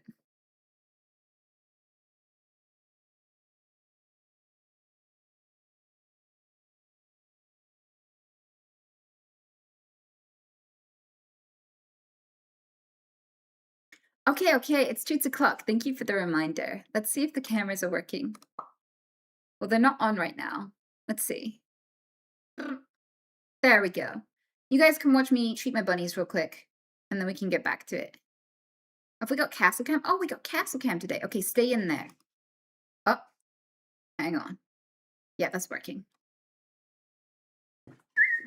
Wonder what she's sniffing at there.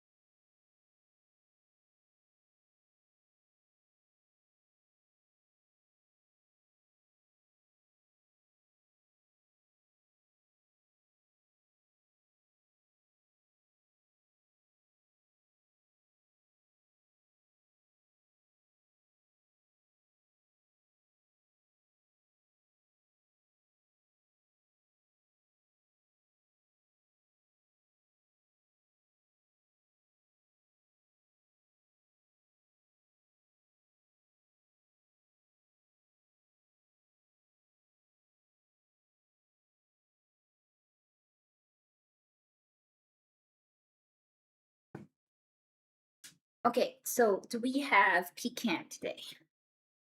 Because Pete's very excited. Yeah, we do. Behind you. Behind you. Right here.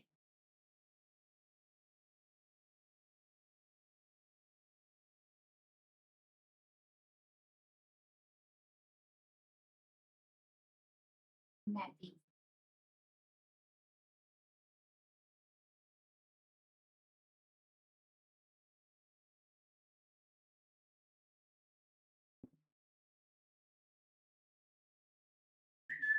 Bitch.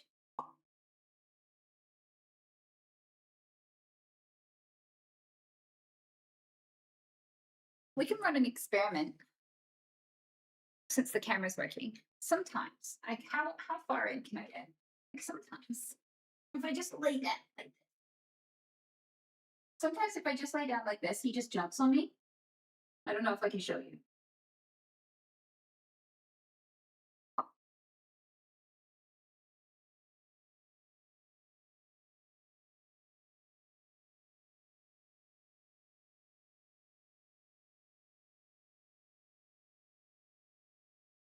Yep. I don't know if you can see this. Hopefully you can see. He'll like put his hands on my back. And then he'll full on jump on me.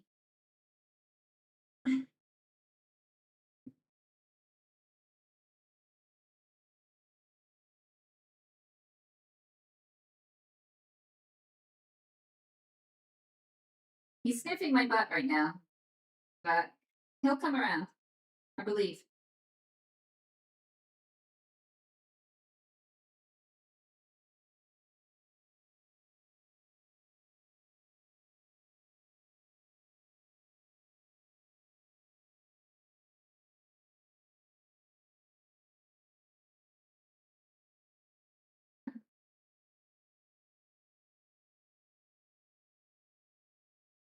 No, he's sniffing my feet. No, don't sniff my feet.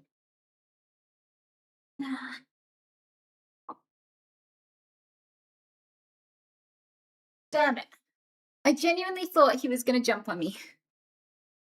The one time he doesn't jump on me.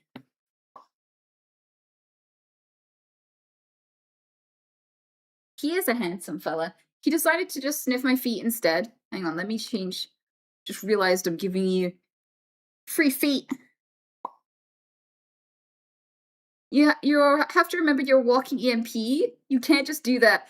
Oh, did it just freeze? Of course I should have figured that out. I just have, like, a disruptive field around me. It's really bad.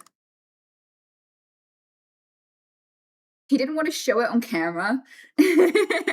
Yeah, I don't know why all animals are like that, but they'll do something really cool off cam and never do it again and just make you seem insane. They flop a lot. When my bun did for the first time, I was like, "Oh my god, he's dead." Yeah, some of them really, really flop, like, upside down fully, and others don't. And, like, you can tell when they're fully comfortable and when they feel confident that everything is safe because they flop, they just go, "Ugh," and they just, like, they look dead. They really do look dead. They don't just look like they're sleeping. Can you hold the bunny when you are getting Tourette? So quite a lot of people with Tourette syndrome report that animals make them tick less. And some people have just speculated that it's because they have a calming presence, but I genuinely do think it's because there may be a part of your brain that is active when you're engaging with animals that isn't as active when you're engaging with your own species. And I suspect, this is just my theory, I suspect it's nonverbal communication. I think that nonverbal communication engages the same part of the brain that tends to reduce Tourette's. Because doing things that you're interested in and doing things that engage your brain in a specific way, like music or gaming for some people, there are lots of things that people with Tourette's can do where they tick substantially less, if not at all. Like I know a drummer who doesn't tick when they are drumming, for example, right? And so, like certain things, if they engage your brain right, you don't tick. And for some reason, for a lot of people, animals are like that. Animals are on that list, you know?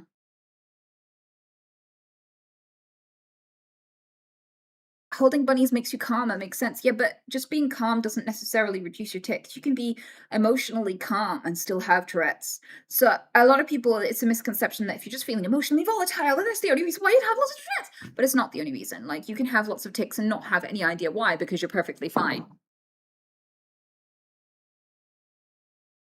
I think if just purely calming things would just ubiquitously reduce Tourette's, then things like meditation would work, and they don't. So, meditation is not prescribed for people with Tourette syndrome. There's something like deeply hard glued to this, and I don't know what it is. Yeah. Oh, it might just be glue because the teeth are glued in. Cool skull. Yeah, I think this one's a bobcat skull.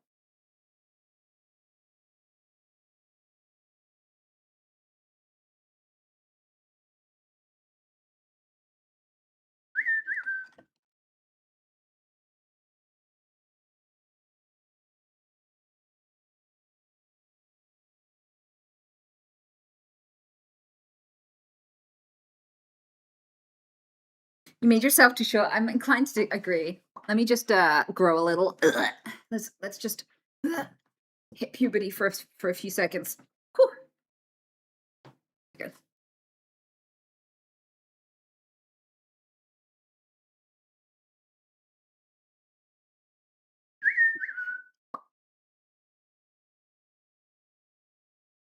But you do tick less when calm, and the ticks you get are not the bad ones, right?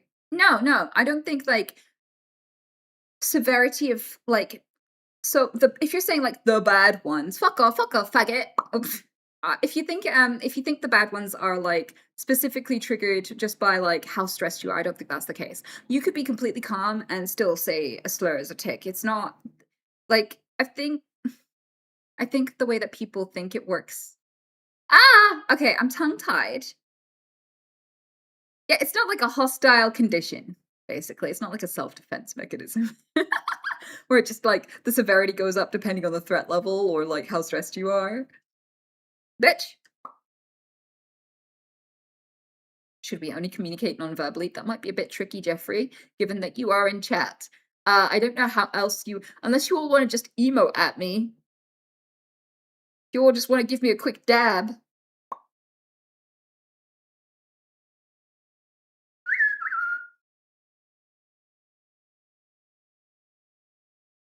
I've been turned into a pie, but I don't like gravy. I mean, you could be a sweet pie.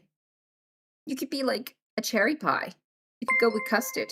You don't necessarily have to be put with gravy, but if you are a savory pie, just let's hope you get bought by a dry ass bitch who likes just plain old shit with no gravy, like me. I am one of those people. I hate gravy. I'm a gravy hater. I don't put gravy on anything. If I wanted my meal to be wet, I would get fucking soup. I don't understand why you go to all the effort of spending hours cooking a dry meal and then just make it soup at the last minute. When a soup with all of those ingredients would have taken like less than a quarter of the time to make.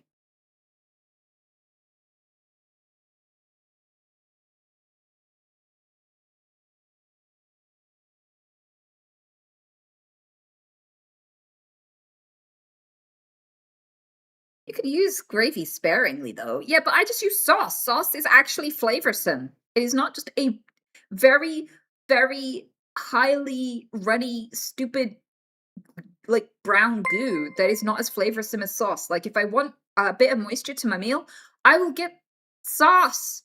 Sauce is the answer. But gravy is basically just stock. It's soup stock. Why would I turn my meal into soup at the last minute? If I wanted soup, I would just make soup.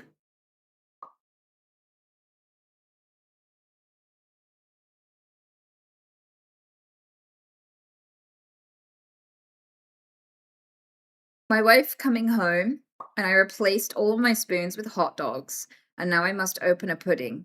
Please help. You made your bed. Now you have to hot dog in it, bitch. Isaac Atlas, thank you so much for the 5 gifties, by the way. I really appreciate that.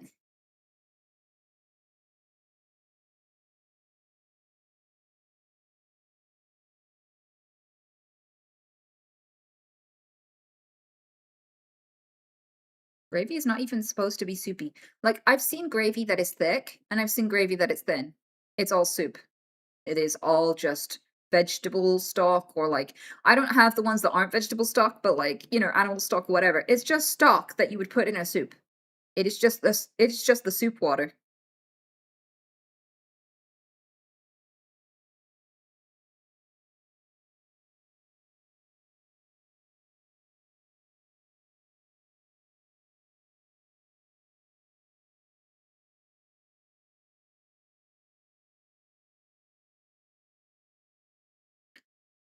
Thai turkey gravy then? No. No, thank you. I don't eat meat. So like, it's useless to me. Also, I don't eat meat. Everything I eat already has the flavor in it. You know how they make meat flavorsome? They add fucking vegetables to it. You know what spices are? Dried vegetables. So if your food needs a bunch of like powdered vegetables turned watery to make it flavorsome, that's just eat better food, bitch. Like all of my food is good enough without the gravy. Like roast potatoes are good without the gravy. Roasted veggies like sweet potatoes and carrots and parsnips are good without the gravy. You can cook them in actual flavor, right? You like I can't think anything I can't think anything that has ever in my life I've tasted. This would be better if it was brown and slimy. No, no. Oh, hello, Cyborg Angel. How you doing? I hope you're doing good. What were you guys up to? I was just complaining about gravy, so we weren't doing anything particularly important. Uh-uh. Also, we're having a day where we give help and advice, but I feel like I need to refuel before I can give you more advice. I feel like I need like some sort of caffeinated drink. I think I need like some Earl Grey.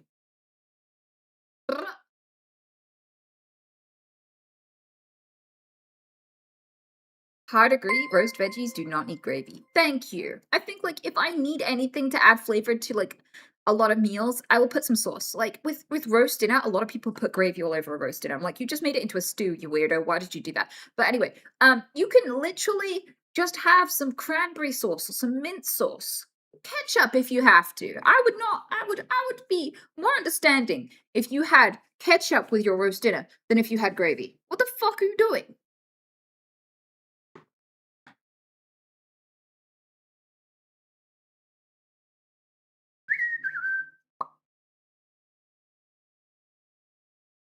I miss your face. I'm doing good. How was your recovery from the up? Fine. I mean, my belly's still a little bit swollen, but otherwise, I'm good. I actually felt fine to do a lot of things much sooner than I expected. I guess that's a code for much sooner than advised, but like, still, I expected to be way more in bed and sad than I was. Thank you for asking. It actually went really well. They didn't find any endometriosis, they found scar tissue. They're like, you're never really gonna know what happened, but something scarred the shit out of your organs, and they all fused together. And we just did a triminy and just snipped them all free. So I had the best of both worlds because they treated it and it wasn't endo, because endo can come back, but he said it probably won't come back. Like, whatever, it was just scar tissue, is probably never gonna come back. So you should be fine now.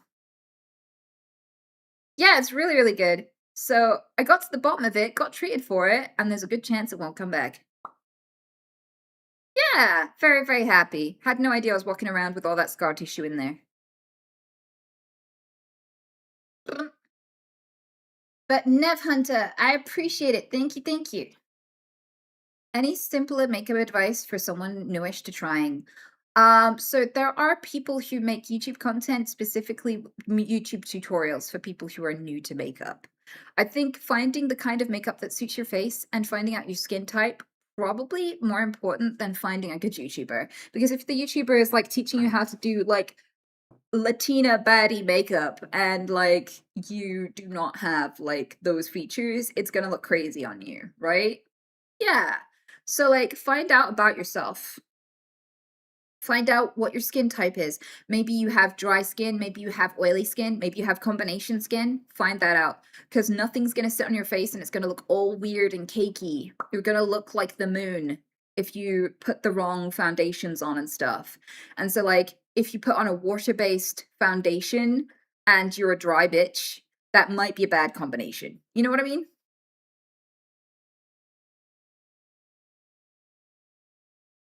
Do you have the tissue in a jar? No, I forgot to ask. They put me on fentanyl.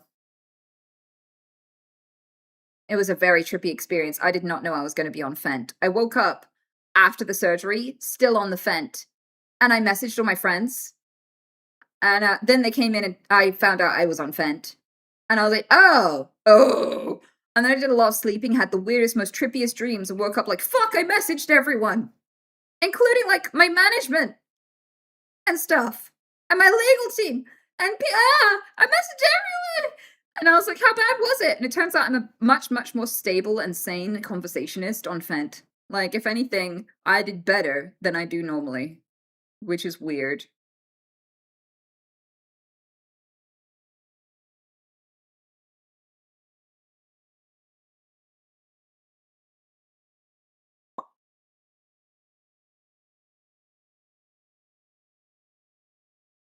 That's how the addiction starts. No, I thought I had a dream where I was drippy goo falling through the ceiling in the corner of the room. And it felt very strange to not have a body and to not have any control over where you disperse and soak into things. And it felt like weird, like being on a roller coaster, to drip and to fall through the room and to splash. Like, the dreams were weird. I kept falling asleep. I was in and out of consciousness after the surgery. All the dreams were really fucking weird.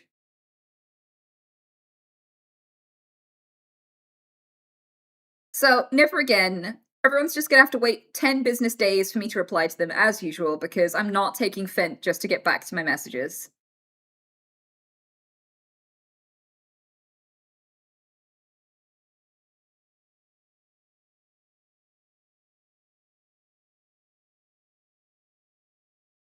Any tips for how one can improve his relationship with himself mentally?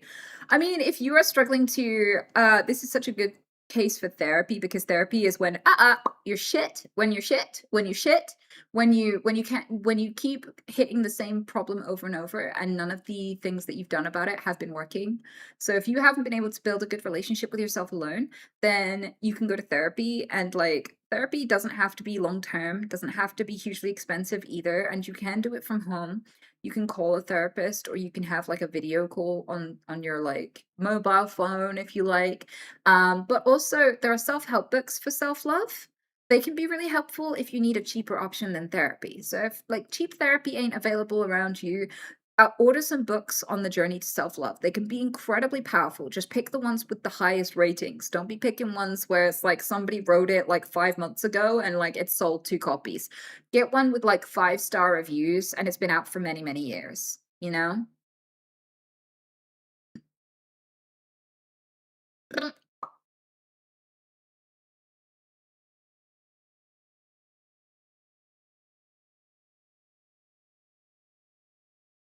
Thank you.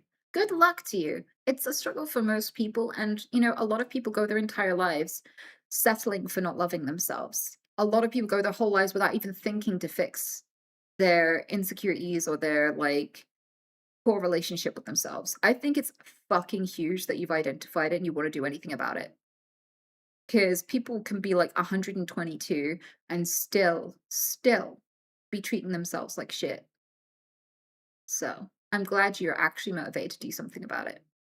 Rare W.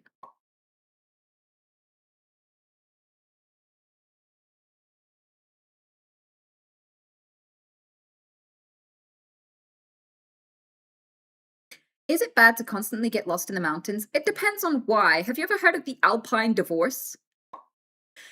There is a trend of men specifically taking women out to remote, really extreme places, like going on like a 3-day hike out into the middle of the wilderness or to the top of a mountain or whatever, a place where it's so remote that like you're completely alone for miles and miles and miles. If anything happened to you, you'd be dead, right? And then they just run off and abandon you.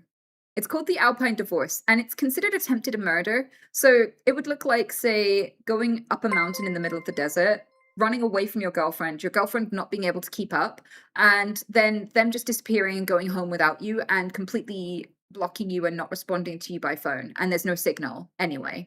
And so a lot of women, they burst into tears. They are lost. They're completely dependent on this person because they've never been here before. And he's been here a million times and he's knows what he's doing. And he's just run off and left you.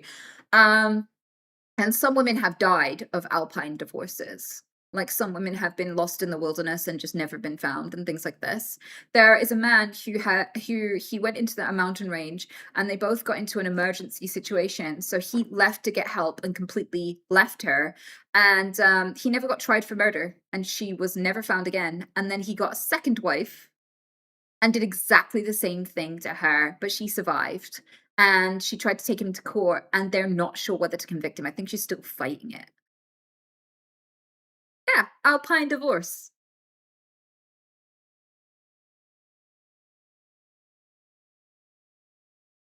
And it happens a lot for some reason.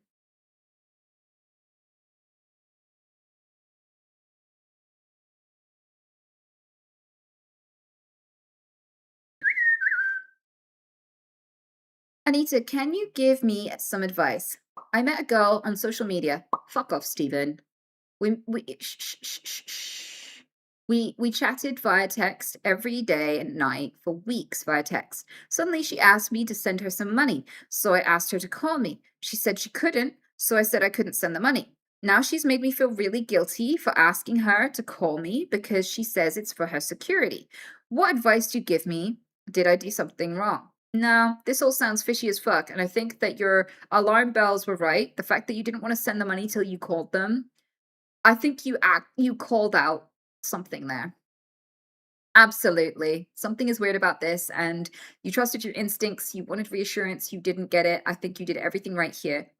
If you're only chatting to them on social media, and you've never met them in person, and they're already asking you for money, that's fishy as fuck. And anybody who cared about you and respected you would know that and be like, yeah, fair play to you. I know you couldn't because it's really weird. We've never met each other. We've never really hung out with each other. I'm just someone you chat to on social media. It was wrong of me to even ask you for money. But yeah, it would be like there are people out here who just scam people. Of course, it's not fair to ask you. I don't know why I did that. She should be apologizing to you, not the other way around. You didn't do anything wrong. This reminds me of when there was a content creator who was going through a lot of gambling debt and he was asking people for money. And he asked me for money, and the reasoning seemed really odd. And he bear in mind, he never really spoke to me much before. He'd invited me to a couple of things on his stream, but he'd not really spoken to me much in between. So, like, we'd stream together and stuff. but we didn't have like a close friendship. And so like I kind of feel like borrowing money is a close friendship kind of thing. And so it seemed really weird that the first time he messages me out of the blue, just for personal reasons, is to ask me for money. I was like, hmm. So he seemed like he had like a perfectly reasonable reason, but I just was like, something about this doesn't sit right with me. So I was like, I'm really sorry, but good luck with that, you know? And I said no, and he sent me a video asking for the money, and I still said no. And then he completely ignored me. And I felt really guilty, and I was like, did I do something wrong? Was he in a really dire situation? Should I have helped him?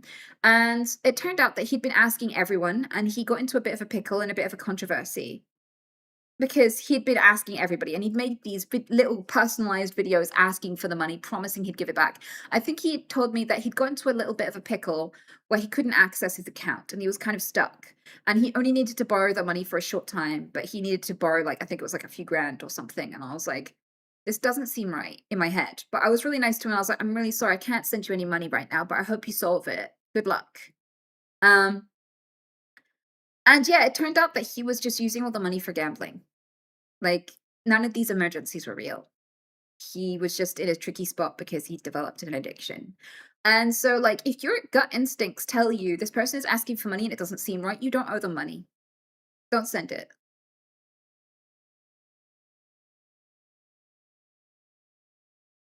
Yeah. I think it's really sus that they're just someone you've only spoken to on social media and they're asking you for money. That is not normal. That's not normal at all. Don't do that. Because, like, as well, put yourself in their shoes. If you are having money troubles that are so bad that you're asking people you barely know on the internet for money, like, that's really irresponsible. Why can't any of your friends or family give you money? Why can't the people you know personally give you the money? Because usually the first person you go to borrow money is people that you're very, very close to, knowing person or family. And usually the main reason, with some exceptions, that you can't ask those people is because you've already asked them and you've already screwed them and they know better.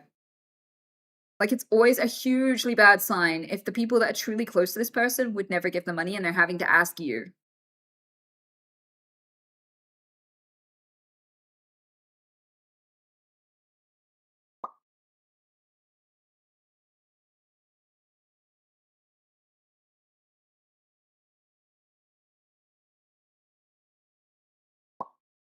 But yeah, I would say if you're gonna give money to anybody, only give them money that you're willing to never get back. Even if they say they're gonna give it back, only loan as much as you're willing to not get back. And so if you don't have money that you can afford to lose, just say that. Say, sorry, I don't really have the money right now. But good luck with that.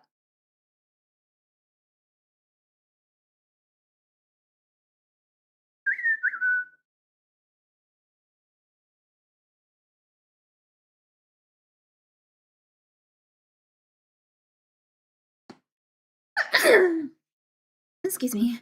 Uh,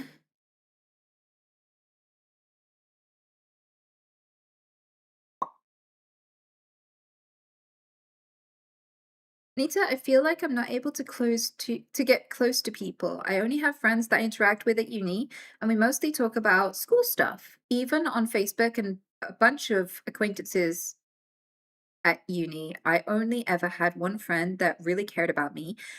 I feel like we got estranged as she moved away for work years ago. Only thing I can discern is that I may just be too boring. My only real hobby is gaming, and my favorite activity is sleep and staring into streams and YouTube. I barely have much to say. Um, I will say, I don't mean to say this to shame you, but I have a bunch of boring as fuck friends with low personality traits. Barely any. Like, if I asked them, how was your day? They'd go, I worked. I came home. Now I'm talking to you. Those kinds of people. And they're still fun to go kayaking with. They're still fun to take to go get a meal. They can be really relaxing and chill people to go for a walk with. Sometimes I want different flavors of friends. You know, like if you have like a multi-pack of crisps, sometimes you're going to want the salted ones, sometimes you're going to want the prawn cocktail, sometimes you're going to want the cheese and onion. Like, you're not going to want the same flavor every single day. And sometimes you want the loud, happy, funny friend because you want to laugh your ass off. You want to have like a real conversation. You want to listen to someone, right? Other days, you just want someone who's going to listen, be really quiet and chill, low effort to hang out with. Like my ex had a best friend, and they would just play games together. Or sometimes his friend would play computer games and he would just sit on the bed and watch documentaries in the same room as him, and they wouldn't do anything else. They'd just have a boring day together where they would just eat snacks, occasionally converse between his friend's games of Dota, and his friend would just sit there and play Dota. And he would just sit there and watch animal documentaries. And they would just exist together and occasionally come in each other's shorts, but that's another story. They just were boring together. And it's not like they weren't interesting people. They just wanted to relax and do nothing together, right?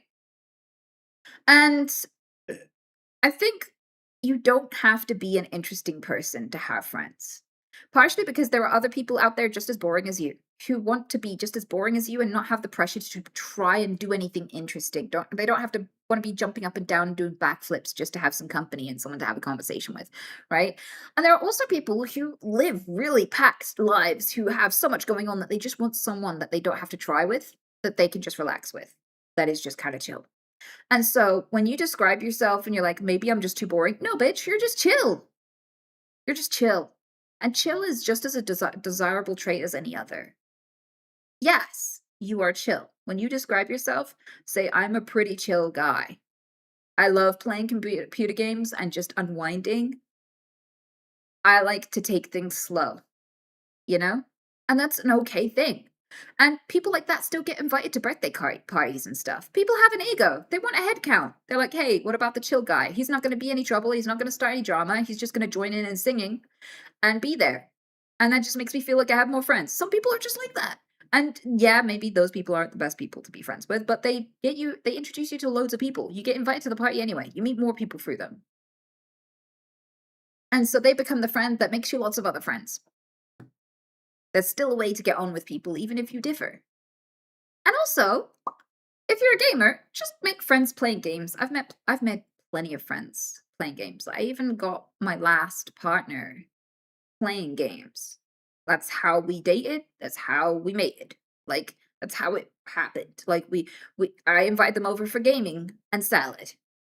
You know I'm powerful when it comes to making friends and partners when I can make friends with salad.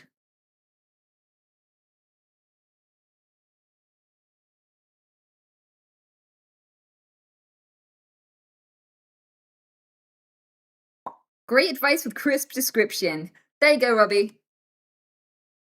I'm glad you're happy. Hey, Ashlyn, how's it going? Real 99% of my friends with from games? Doesn't surprise me. I feel like gaming is a fantastic way to make friends, and you get to get excited about and do things that you genuinely want to do. Like, some people make the mistake of going like to a pub when they don't even like pubs because that's where their friends want to go, and you're just not going to enjoy your time with your friends if you're only ever like, making concessions for them.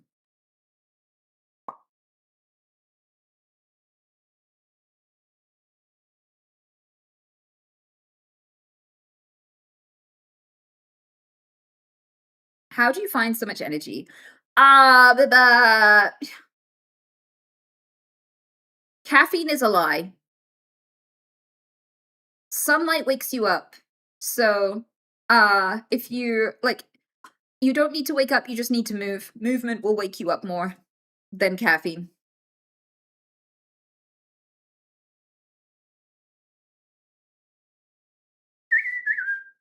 I'm 36. I also haven't had kids. I feel like I have this secret conspiracy theory that you only have like so much energy, like life force or whatever you want to call it. Some people call it soul. I don't know if we have a soul, but you only have so much of it. And I swear, either you give a little bit to your kids when you make them, or they just eat it as they grow. Because every single person around my age who has kids is like a version of me. I swear. Or maybe it's just a relationship. Maybe it's just holding down a relationship whilst you have to raise a child that's the problem. Maybe the soul sucker is the person you endure it with. I don't know.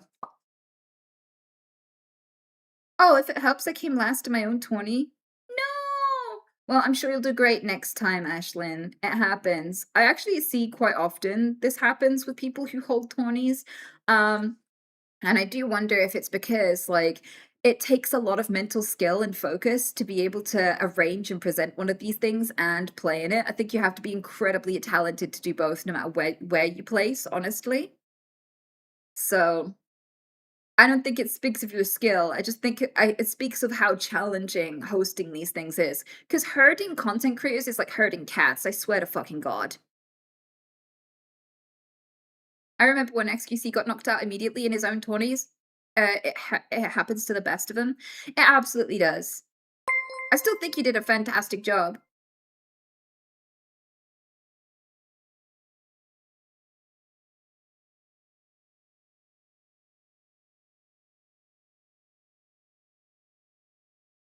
Would you hurt a cat? Probably not. I mean, like, if the cat you're talking about is like some crazy bastard called cat who's like trying to burn my house down, then yeah, I'm gonna punt the bastard. I'm gonna kick them. I'm gonna absolutely launch them across the sky. But like, just an innocent little cat, I'd rather shoot myself. Like, what? Why would I ever hurt a cat? Cats are gods. They're sacred.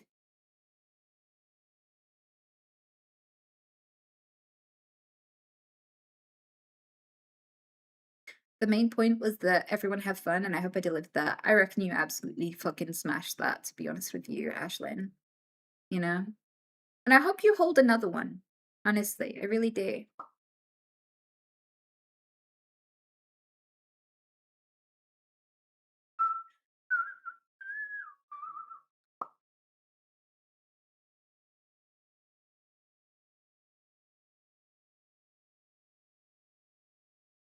Are you Thanos? No way you're that strong. I'm built pretty tanky. Like, I'm built like a woman tank. I am mostly thigh and ass. I shit you not. I have been able to put every single one of my ex-partners on my shoulder. Granted, I haven't got that many, but like all of them were like weighed like 2 or 3 of me, and I could just put them on my shoulders like this and just squat them. Like my legs have always been pretty fucking solid.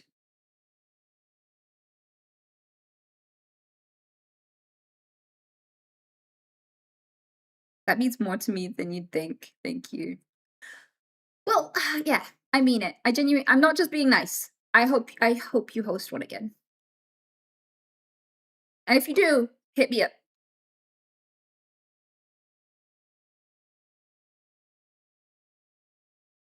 I love how some people are freaking out about the song and like the YouTube people can't hear jack shit.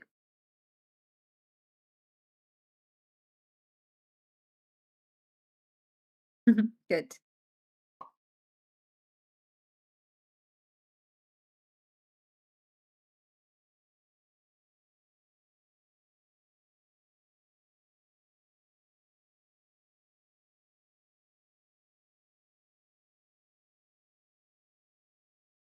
Someone said ideal breeding build. Oh my god.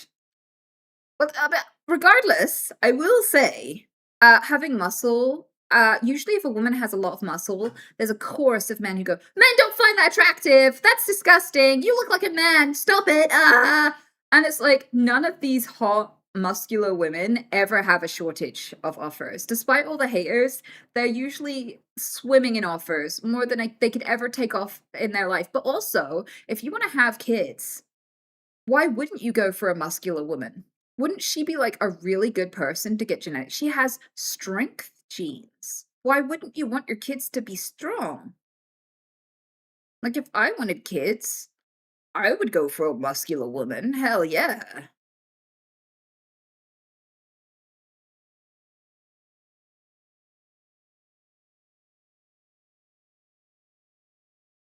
I don't know, muscular women are majorly genetics. I mean, I don't know if that's actually true. We actively discourage young girls from getting into sports from a young age. So muscle density is lower by the time they become a teen or an adult. And then on top of that, if they do put on muscle, they're actively discouraged from putting on an unattractive amount of muscle. So I don't think we have a clear representative, like a clear view of how muscular women would naturally be and how common it is for women to be strong because we actively societally nerf them. In tribal societies, a lot of the time men are kind of useless. Like they go and hunt for hours and hours, tend to get high and do a lot of male bonding together, and the women build the houses, gather 90% of the fucking food. also do a bit of hunting themselves, chop down trees, build nets, and all sorts, do a lot of physical labor. And in those scenarios, you will see that the tribeswomen are pretty fucking hench. They have strong arms, they have like decent muscles, partially because they're doing a lot of the labor for the village with a child strapped to their back. So women have to have strong arms, strong legs, strong back, and have to be really physically fit.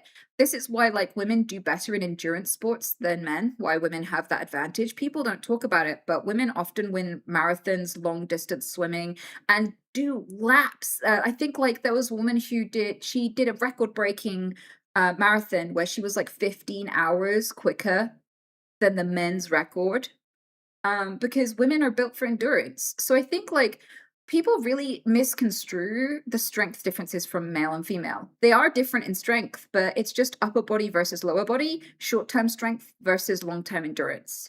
So like both are strong, they're just strong in completely different ways. And that means that like all of the ways that women are strong are societally undervalued. And I think that's intentional, to be honest with you. Yeah. So I think like because of the way our society's built, we forget that women are actually pretty physically strong. We just actively discourage women from ever demonstrating it. And a lot of women's clothing is built to stop you from being quick or moving in a way that would benefit you health wise. If you walk around in high heels, you are not going to get the same workout as if you just went at a nice, fast, comfortable pace. It will slow you down. If you wear corsets and things like this, the kinds of clothes that are built for women are actively designed to hobble you essentially and make you move less. So I don't think a lot of us ever discover how physically fit and strong we'd be if we lived in a normal society. Yeah, the nerf is real. So I don't know if you can accurately assess how strong the average woman is, because we live in a society that is more attracted to us when we look sick and thin and small. So, like, to give you a really, really fascinating example of this, women were deliberately giving themselves the consumption, which we now call tuberculosis, I think, right? And women were deliberately giving themselves that in the Victorian times because it made your skin pale as glass and your lips very red. And this was and to be frail and gentle and like to be laying in bed doing this was considered very, very attractive in the Victorian times. So, because men found it fucking hot. Men love a weak, illiterate woman lying on a bed, right? An unthreatening little thing. And so, because it made you skinny, pale, and frail, women were deliberately giving themselves fucking tuberculosis. To die for. Yeah, beauty to die for. That was literally part of the slogan. So like it's been an age-old thing for a few hundred years at least for men to specifically prefer women who are weaker, smaller in build, and to encourage women to be weaker and smaller in a variety of ways. Like men were more attracted to women who wore corsets, and these corsets were just like stopping you from being able to take a full breath, let alone move very quickly. You're not going to build a lot of muscle and health if you're wobbling around in like a tiny restrictive corset, for example. A lot of fashion was really heavily enforced. Like you could go to prison for wearing trousers for significant periods of history. So like when you look at people living in a natural setting, the women are hench as fuck. They're physically strong, physically active. They are doing a lot of the work. Like I said, building houses, hunting, all of it. So with that said, I just don't think that muscle is a sex characteristic. I don't think it's feminine or masculine. It's just a symbol of strength and good genes, and both people can have it. Both males, females, everyone in between, anyone of any gender can be physically fucking strong.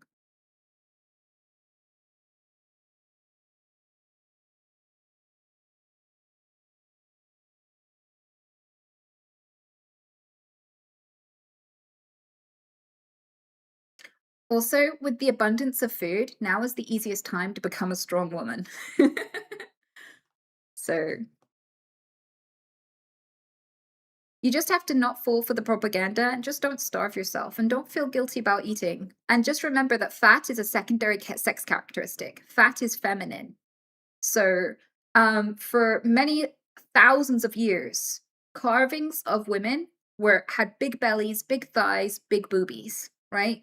Really thick set women were carved and worshipped for thousands upon thousands of years because we knew that things like cellulite and storing a lot of hip fat and things like this was a feminine trait because it's much harder for men to do than women. Like estrogen and a lot of female hormones, not just estrogen, but other female hormones will make you store like fat. Fat storage is because we're endurance. Women are built for endurance. We survive famines longer than men do. And of course we do, because if we have to breastfeed and things like that when there's a shortage of food, then we have to have fat stores to deliver that. Otherwise we die, our babies die, right? We are endurance creatures. And so like don't fear putting on a little bit of squish. And even though a lot of men will shame you for it, a lot of them are really, really into it. So if you're scared that you will lose sexual opportunities because you ate, you're not. You're just going to attract a different audience. That's it. You're still going to get a bazillion offers. So like I feel like women need to stop fearing food because it's good for your brain, it's good for your muscles, and it's good for your endurance. And you're a woman, you are designed to be a little bit thicker than the men. Never let a man decide what you should look like.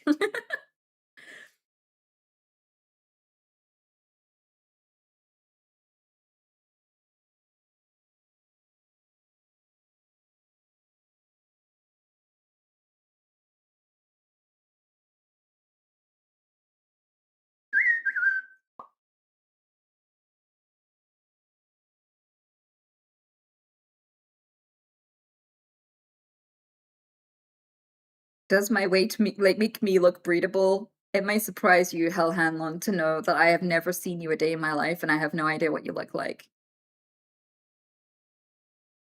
So yes. Juan Domingo Perron, thank you so much for the 62 months, sweetheart.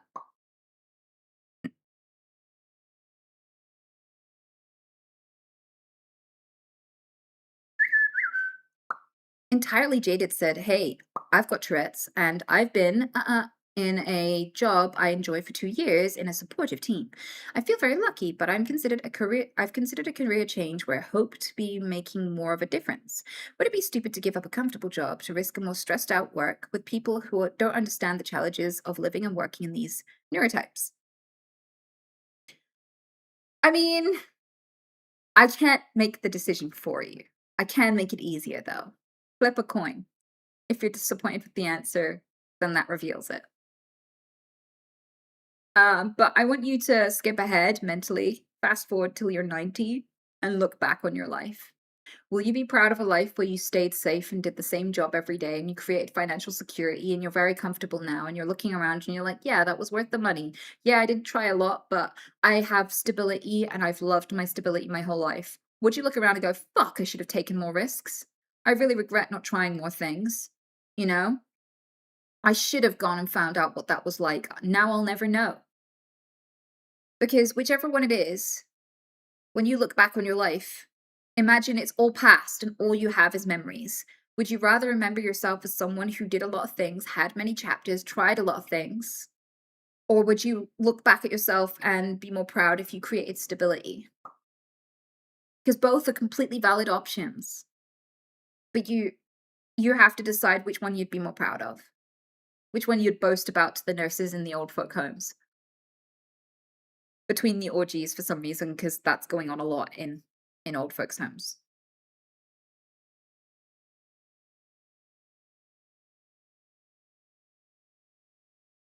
Bitch!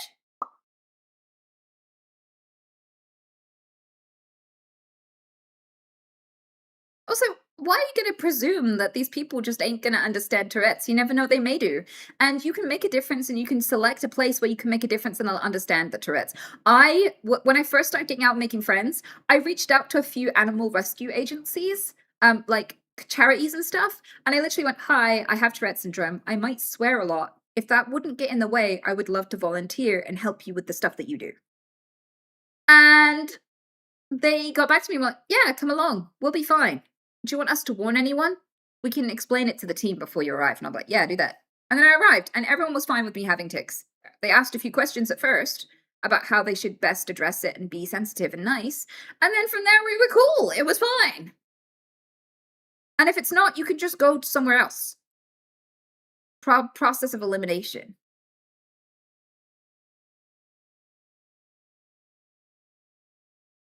Chances are, if you change jobs, you're gonna have to do an interview.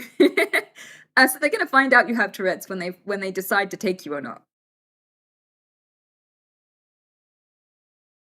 That's really good advice, thank you. Looking forward to the nursing home shenanigans. Yeah, good luck to you. Remember me, you know?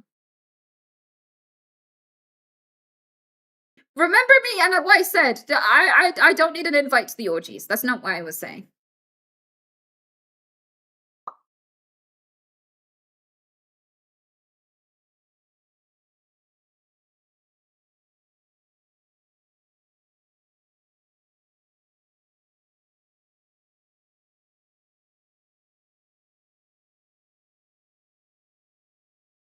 Not again, anyway. Yeah, I do keep getting invited to orgies. It's a thing. I don't know why. I have had many invites. I guess I should take it as a compliment, but I've never done that. And I have like I don't I have insecurities and stuff. I don't want to be able to have like multiple people see me from all angles. Like, what if I lean forward and someone sees my butthole? I mean, there's so many things. There's so many things I would not like about multiple people in the bedroom, especially multiple people and I don't know.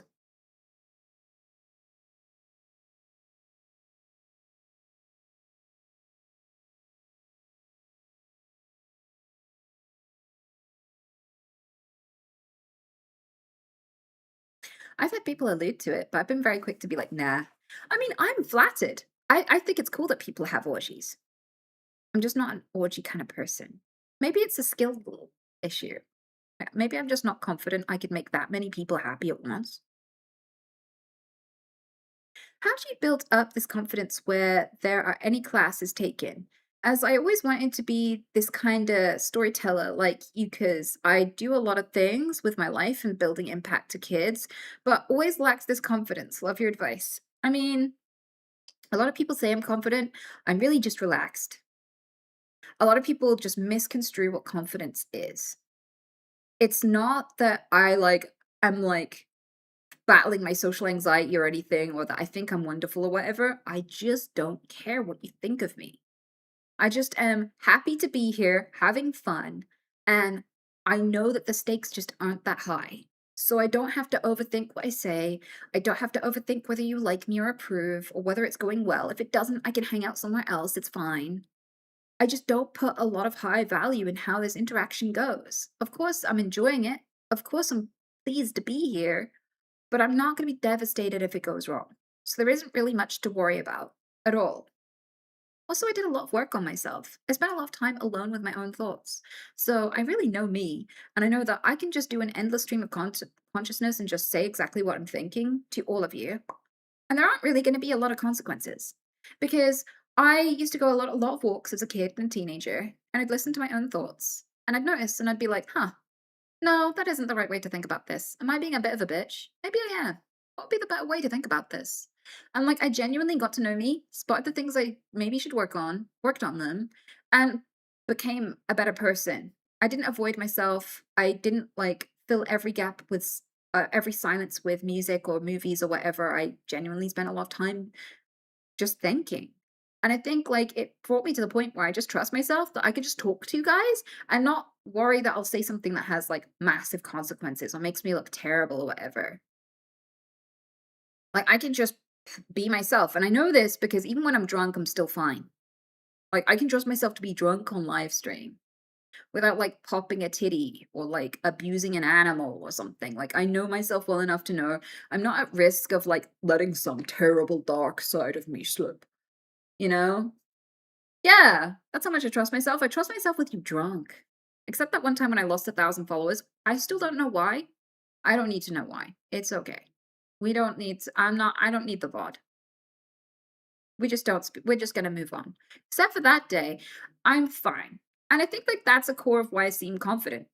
I think some people think it's when you're like a bastion of confidence and you project your voice and you sound like a opera theater guy and you're like, hello, fellow humans. And like you make everyone laugh and everyone sees you when you walk in the room. It's not.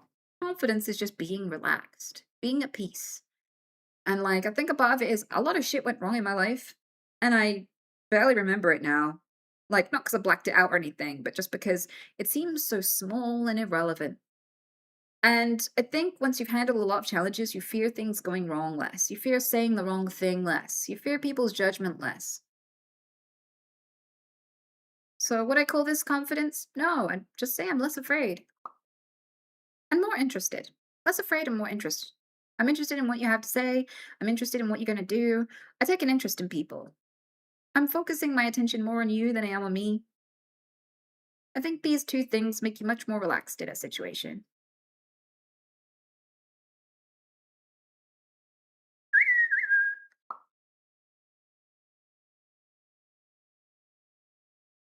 I think there should be a reaction video on how you lost the 1,000 viewers. Oh my god, I'll be beetroot red. I don't want to know. I really don't want to know. And if I show it again, won't I gain? Won't I lose it more?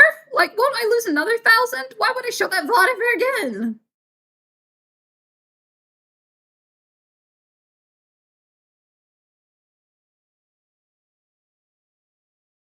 Time to show it right now.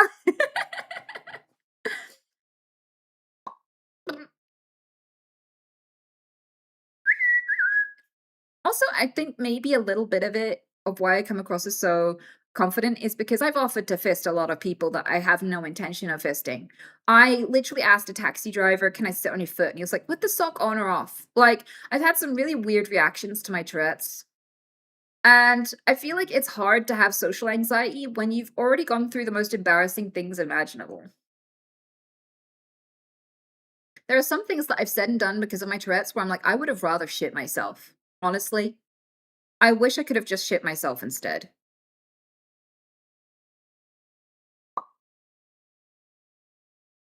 That will that those kinds of situations will toughen you up a bit. Unintentional exposure therapy. Exactly. Do you prefer changes or stability? I like a little bit of A, a little bit of B. I came from a very unstable background. My childhood was a bit rough. And so I fantasize about stability. I'm like, ah, yeah. I just want to have a boring day where nothing happens. And I can just lay in, wake up, have nothing on the agenda. Just do nothing. Bimble about, pet my rabbits, eat some food, do nothing. Oh, yeah. Right? And then there are days with me where I'm like, I need something to change. I need to do something fun. Whatever it is, I'm just gonna do it. And I'm really lucky because I'm one of these weird people where opportunities just fall in my lap, like the orgies. No, I've never done an orgy, but my friend was with me and he was so upset with me because I was like, we have to run. We have to go. And he was like, why? What did they do? And I was like, they want to fuck us. They want to fuck us. And he was like, what? Really? And he looked so happy. I mean, granted, they were kind of hot. And he was like, we have to go back. This is on my bucket list. And I was like, no, no, they want to fuck us. And he's like, come on, can't you just take one for the team? I never get invited for these things. I've always wanted to do a threesome, and there are so many people there. And I was like, how many dicks would you take for me? And he was like, none. And I was like, exactly. We have a 0 dick friendship, my man. 0 dick friendship. He's like, okay. And we left, right? But the point I'm making here is that that fell on my lap. He had the bucket list. I've never even thought about fucking multiple people. I find it hard enough to just please one, right? And he, like, I get all these offers, these crazy, insane offers, right? And I don't try. I don't mean to brag, but all my life, even before I started streaming, people just offered me things. I've received offerings my whole life, offerings for opportunities, but also just things. When I was a little kid, I would just look up at people. I was in a nursery and I looked up at the people passing the fence. That's like a main street, and people could just walk by the nursery during playtime. And I would just look up and they would go, "Oh, do you want some candy? I have a Mars bar. I was saving it for lunch, but you can have it." And like people would just pass me sweets over the fence. They wouldn't even invite me into their car or nothing. They weren't even trying to groom me. I was like, I can just have this. I can just have it. And they're like, yeah, have a great day. You're so cute. And that was, ever since then, I have always been offered more things. Lots of things. I have a friend who offered their husband to me for personal use.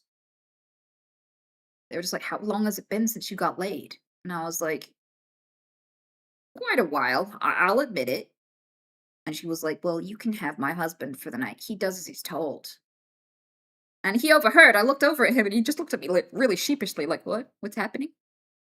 I just get offered everything. And like, people offer me to come join them on live streams and stuff, even if I've never spoken to them before. People are so nice to me. It's really strange. And it's such a contrast as well, because like obviously people were mean to me because of the Tourette's.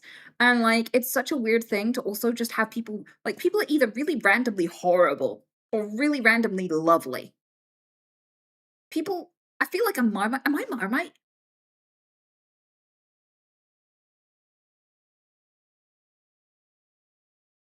People being nice to you is strange.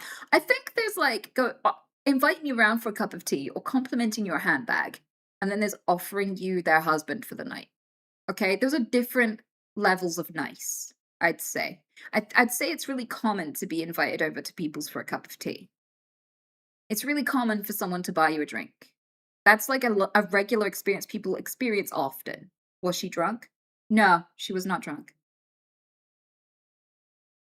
And I think that's really nice of her. I'm not dissing the whole experience. I was genuinely very flattered. I was like, that is so sweet.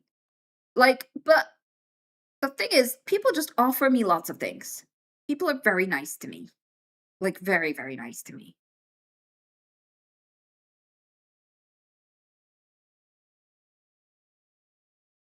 Did she want to watch? I don't know. I said that was very sweet of you, but I'm good. I never asked any details. I wasn't like, do you have to be there or anything like it didn't get that far. There wasn't any I didn't have any follow-up questions.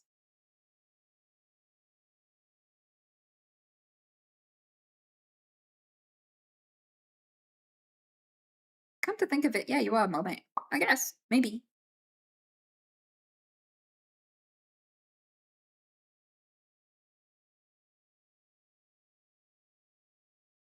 I feel like I should get my virginity back at this point. Trev? Trev?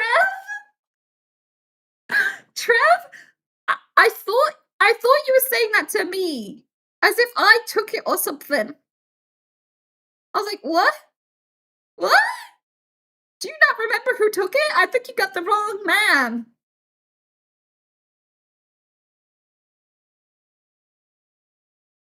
But I think what you mean by that is it's been so long you should get your virginity back.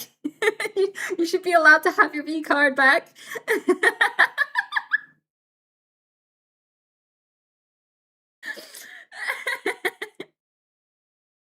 Like it regrew. Yeah. That's such a funny way to put it though. I'll have to steal that one.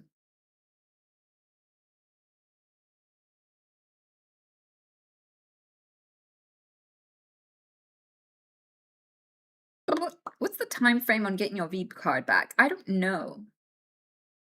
I think it should be around about the time that people start shaming you for not having had sex. So like if it's quite normal to be 18 and have your V card, but like less socially acceptable to be 25 and have your V card, then maybe 25 years is when you get it back. You know what I mean?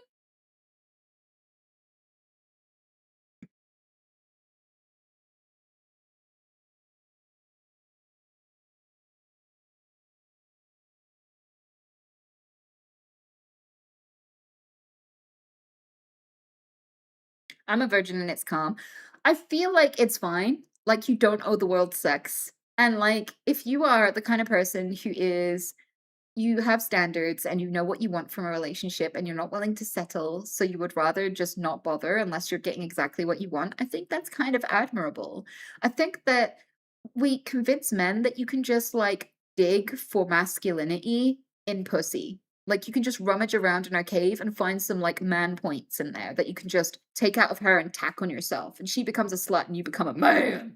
And like more and more men are smart enough to see through that and go, yeah, clearly nothing's going to change about me, whether or not I've got my dick wet. It's not a value system. You can't lose masculinity. It's not a status. You can't get demoted. Sex does not promote you. That is just bullshit. Like, sex is meant to be a way that you connect with others and enjoy having a body.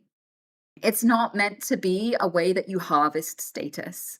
Anyone who tries to convince you that it means anything about you really is bullshitting you and probably trying to sell you some sort of masculinity class or something. They're only exploitative fuckheads ever tell people to be ashamed of their sexual progress.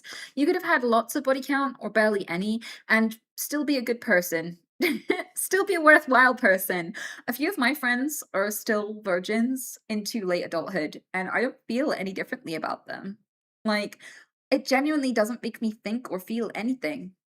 And like, I think that's just how it should be. It would be weird to give a shit how much sex someone else is having, genuinely.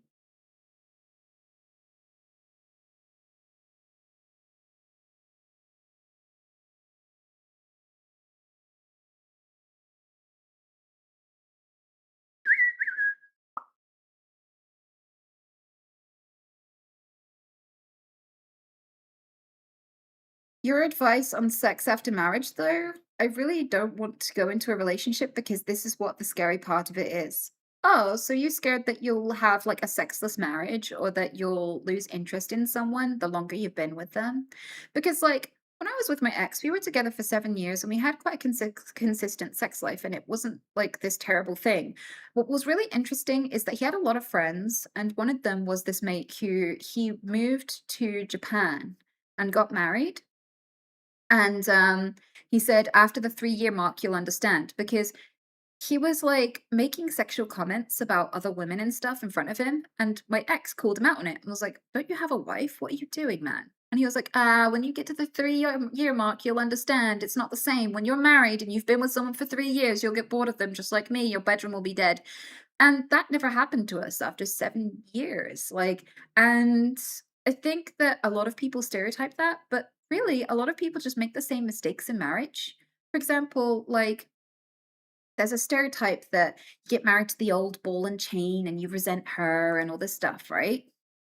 But, let's change the let's change the music. There we go. But the truth of the matter is that if your wife has to treat you like a child, if they have to dress you, if they have to iron your clothes, wash your clothes, cook your meals, take care of you when you're sick, but you never do the same for her. You've never washed her clothes. You've never taken care of her when she's sick. You've never taken care of the kids for a while she has a day off to go golfing with her friends or whatever, right? If she is mommying you, but you are never taking care of her, then that is a parental role she's taking, right? And the thing with women is that they're not very incestuous. You know, women are much less of the like incest porn consumers, right? The idea of screwing someone that is essentially taking the role of their child is not appealing to most women. It's a turnoff. And so a lot of traditional dynamics are bedroom killers because she thinks of you as a child, as a son, more than a partner, which will dry her up, will not make her attracted to you at all. Yes. So, like, there are stereotypes like that where, like, a lot of traditional marriages are sexless because a man made a new woman his mother. He moved out of his mother's house and found a new mommy, and women don't find their kids attractive. So you find that the longer they caretake for you and take that role for you, the less they want to fuck you because their brain has instinctively made you their child. Yeah. And, like, that's not the only way a bedroom can die, but it's one of them, and it's a really common one. Other ways that a bedroom can die is that one partner has a higher sex drive than the other, and they're really, really pressuring, but always offering as well. And what happens when you're first courting someone is part of the thrill of seducing them is you don't know whether or not it's going to work. But if one person is just always on offer, it's less enticing, right? So like I like Skittles, but I don't buy them all the time. Sometimes I just feel like having some Skittles. So if I go to a shop and I see them there, I'll buy them. Sometimes I'll be walking to the shop and I'll go, I wonder if there's Skittles. And if there is, and I've never been there before and I didn't know if there would be, I'm like, oh, I'll get some Skittles because I didn't know whether they'd be here, right? But if someone popped out of the bushes and went, hey, you want some Skittles? And I'm like, hey, no, I don't really feel like it. I just had lunch. And they're like, okay. And then after lunch, after dinner, they're like, "Hey, you want some Skittles?" I'm like, "No, thank you. I'm good. I don't really feel like Skittles right now." And then you're asleep, and they wake you up, and they're like, "Hey, you want some Skittles?" And you're like, "No, thank you. I really don't want Skittles. You've offered that a lot now, and I really just don't want Skittles. Like, Skittles are nice sometimes, but I just don't want them all the fucking time." If I got Skittles offered to me like that every single day, all day, I would never want Skittles again. I would never want Skittles again. And so sometimes it's the way that you approach it. Yeah, like, s maybe I would have wanted Skittles many times in the past 3 years if somebody wasn't constantly trying to make me eat them. And so a lot of like sex therapists literally talk about this, where if you take away the mystery and one partner is just always pestering the other for sex, the person who's being pestered will want the sex less. Also, another reason why the bedroom can die is if you're not communicating and you're not evolving with your partner, and your partner is afraid to tell you what they're into because they're scared of being, they're like ashamed or worried what you think of them. It's okay not to be into the same things, but to still respect each other's preferences. And if you can get to that point, then your partner can discuss and suggest things. And maybe you won't try all of them, but you'll still try a lot more than if you have like this really rigid, like, this is the only acceptable way to have sex, and anything else I really strongly judge. If you're criticizing other people for their sex lives, you may inadvertently be criticizing your partner. And they may not talk about their needs or desires, and therefore they might rather watch like porn or something than sleep with you because they are feeling afraid to talk about what they want to have, you know? There's also a thing where, like, typically, like, having real sex is usually better than having fun with a sex toy, but people will develop a preference for sex toys if there is lack of communication or a lack of adaptation with their partner. So if their partner is only happy to please themselves over and over and doesn't really do anything for you, it's no wonder that there's a dead bedroom.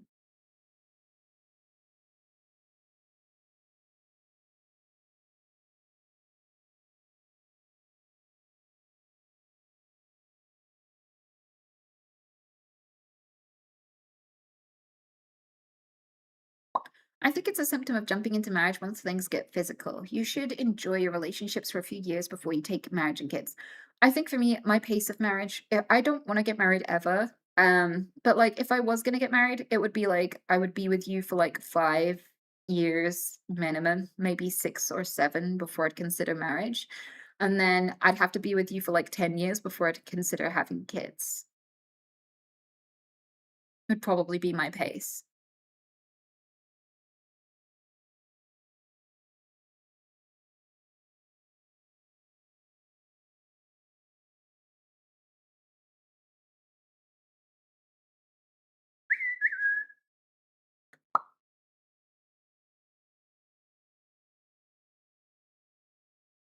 Anita should have been a therapist. I don't really see myself as a therapist. I've done a lot of work raising myself. I don't want to raise anybody else. And I feel like weirdly, a lot of qualities that men would have, like when men are good at this sort of thing and giving advice to people, people say they'd be a good leader. But when women give advice and are good with life experiences, they say they'd make a good mother or a good therapist. And I find that kind of sus. But just because I don't mind, like, doing an advice stream once a day, it doesn't mean that I'm equipped to be a therapist. I think that's a really highly skilled job, and I think it's worth the money as well. There's a reason you have to pay good money for a therapist. And I wouldn't say that I'm anywhere near that just because I'm willing to share some of my life experience.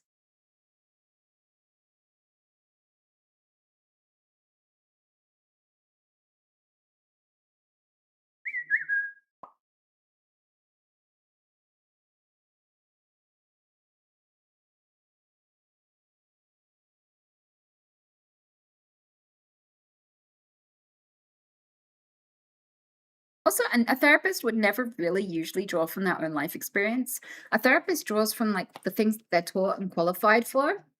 Like it would be weird for a therapist to bring up their life experiences in a session.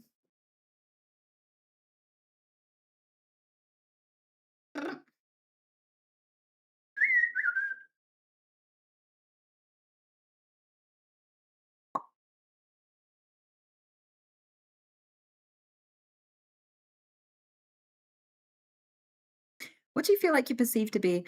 Usually less than 1% of actually what I am. Like a lot of people make assumptions about me, especially on the internet. Usually they're rarely ever accurate. So, like, I don't really think about it because it's not my responsibility. I don't really think about perception a lot. Some people really invest in perception, but I saw how that turns out for people, and it wasn't really my approach in life. So, like, people will buy a really expensive car to be impressive, but nobody is impressed with you. They're impressed with the car. Nobody's really curious who's in the car. They're just looking at the car. They're thinking, I would love to drive that car. They're not thinking, wow, you're so impressive for driving that car. People who try to buy their way into or use status symbols or whatever to make sure that people perceive them just the right way, by the right fashion or whatever, it rarely actually achieves what they're trying to achieve. Yeah, exactly. Like, yeah, you might fall in with a specific type of crowd, etc. But I don't know that it really lends you to the happiness and success that people make it out to. So I thought it was a waste of money and time. And thank you, Andrea, for the super chat, by the way.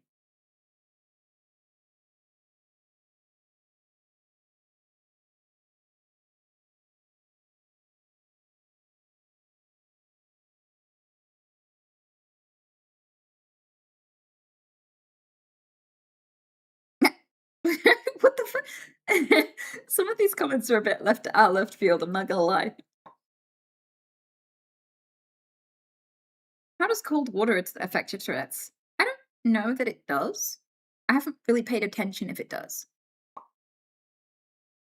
I guess it's hard to tell because if you dunk me in cold water, I'm probably gonna swear either way, so I'm not sure whether I'd pay attention to whether or not it was the Tourette's. I think that'd be last on my list.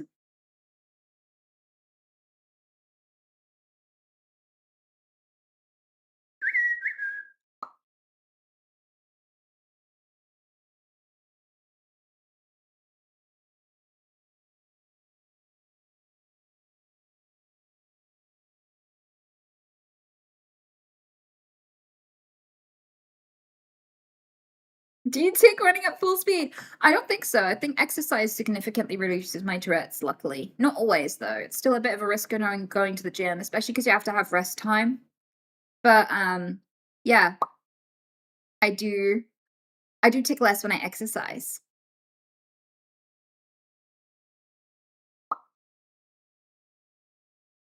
Have you ever had a parrot mimicking your ticks? Yeah, I have. I had a parrot and I used to tick, "Can I bite your dick?" And he used to tick. So he did it at me so much that I now go, and he now goes, "Can I bite your dick?"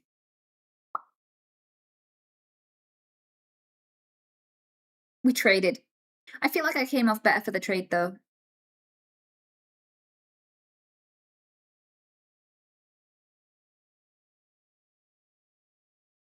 Hmm.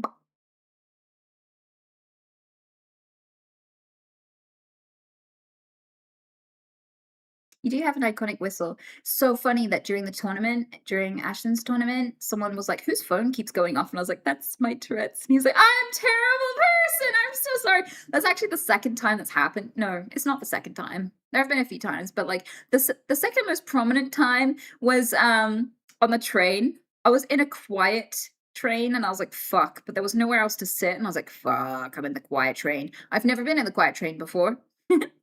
um and I kept going, but not noticing because, like, I am aware of when I tick, but, like, you notice it less. Like, if you have a cold and you're sniffling all the time, you notice the sniffling less. You wouldn't be able to say whether you sniffed in the past 5 minutes or not, right? Because you're not paying attention, it's background noise. So apparently I was doing that, and this lady came up to me really angry, like, she was sorry. She was like, "I'm sorry. Is that your phone? I just wanted you to let you know we are on the quiet carriage." And I was like, "Oh, it's my face. I have Tourette syndrome. I can't help it." She was like, "I'm so sorry." And she looked so. She came up like, "Yeah, yeah, yeah, yeah, yeah." And she was like really confidently angry. And then when I said, she was like, "Ah," she looked like she was gonna commit. What is it called? I keep calling it bukkake. It's not bukkake. The one where you kill yourself out of shame. That one. But she looked like she was ready. Seppuku? Yeah, that one. She looked like she was about to commit seppuku. She looked like she was, like, mortally embarrassed and like, "No! I have assaulted someone with a disability." I didn't even take that much of an offense, to be honest with you. It's a reasonable take. Like, if I was bothering everyone because my phone was being really loud in the quiet train, that would be completely fucking understandable and obnoxious of me, and I'd want people to call me up and be like, "Hey, could you turn your phone off," right? But it wasn't, and I was just there purely against my will. I walked up and down the entire train. There was just one fucking seat, you know?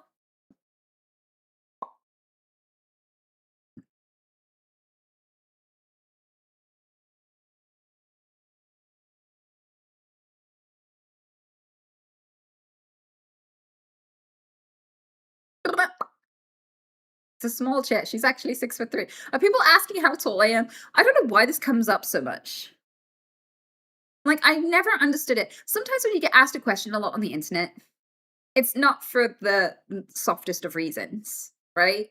And sometimes people are just genuinely curious. It's so hard to tell because there's no tone of voice, there's no expressions, there's nothing to go off except for the text, right? And so many people ask me how tall I am. So many people. And partly, I think it's because I make things look huge. Like, this is my phone, like next to my face. My phone is bigger than my face. It is a very average size phone, right? Sometimes I'll have a cup of tea in my hand and people will be like, whoa, is that a massive cup of tea? And I'm like, it's actually an average cup. Thank you very much. Why? That happens a lot. Like if I hold a very mundane thing, like a pint glass, people are like, holy fuck, how big are you? And I don't think, I think 5'2" is like the average for like women in the UK. Like I'm quite an average height. Something about me makes things look bigger than me. And I can't quite figure out what it is.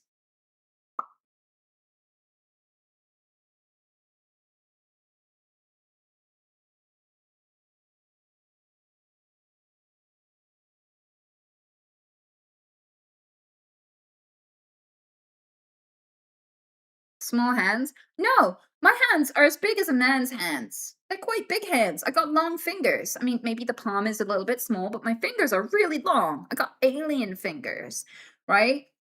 So, like, I got man-sized hands. I do. They're not teeny tiny hands.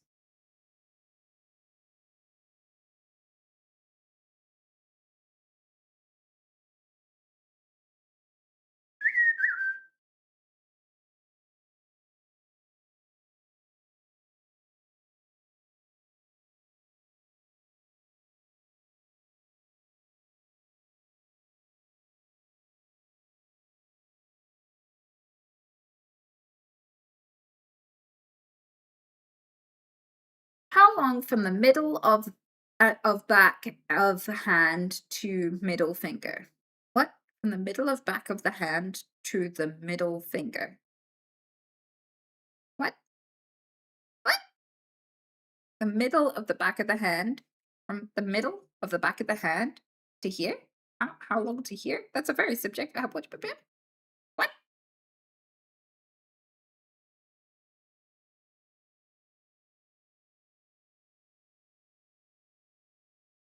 It is a weird question.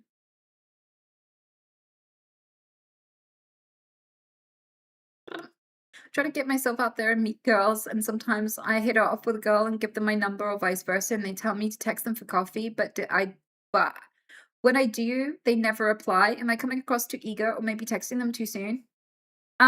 If I give someone a fake number and I have no intention of actually ever speaking to them again, it's often because I felt too uncomfortable to say no in person. Like, women will get to a safe distance before they disappoint a man because some men are dangerous to disappoint. Like, some will hit you, stalk you, try to murder you. Like, there are some horrible things that have happened to women. Like, there was a woman who had all her teeth knocked out because she refused a guy who asked her on a date in the street. There's like loads of examples of this, right? So as a form of safety, women will not directly disappoint a man. They will get to a safe distance before he discovers that he's been rejected. So quite if you're quite consistently swapping numbers with women and then they never text and they never reply, you have been told no at a safe distance. Right? And the thing is, if you're being told no at a safe distance, might I suggest, like, apparently studies show that you're more likely to end up in a relationship with someone you've been friends with for years than you are from like asking people in the street. So approaching strangers is a really hard way for a male to make a partner because it's dangerous for women to get partners that way. So, like, you're asking a woman to risk her safety for you to get laid, which is very rarely going to work. It does work for some people, but it's incredibly rare. So, you have to get used to being told no, especially no at a distance. You are probably going to get 99 no's at least before you ever get a yes if you are meeting random strangers and swapping numbers.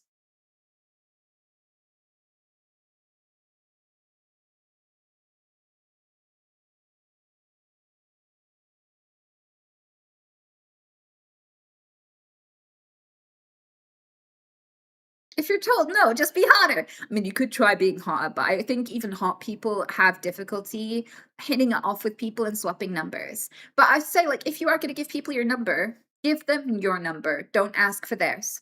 Give them your Instagram. Don't ask for theirs at all.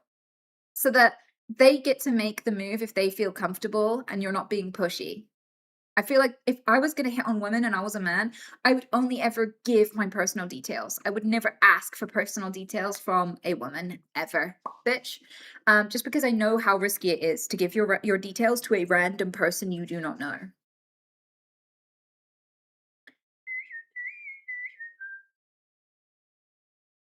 Yeah, it takes away all the pressure.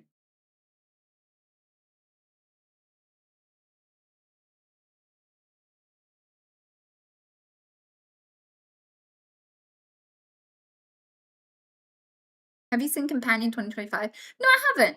Have you seen Obsession? That was a tough movie to watch, but I'm really glad it's like it's the first ever purely awkward movie that I've actually enjoyed.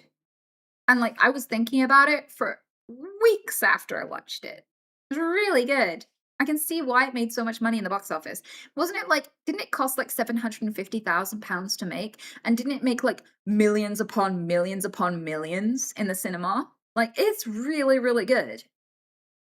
Yeah, it's absolutely horrifying, but really, really good.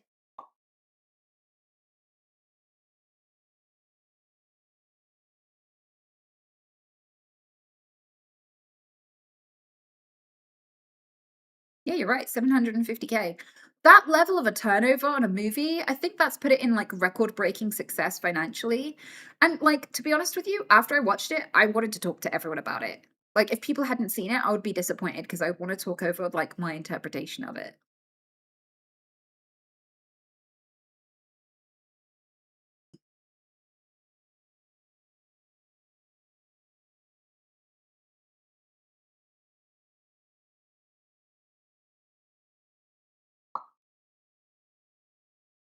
Yeah, it made 15,000,000. That's crazy.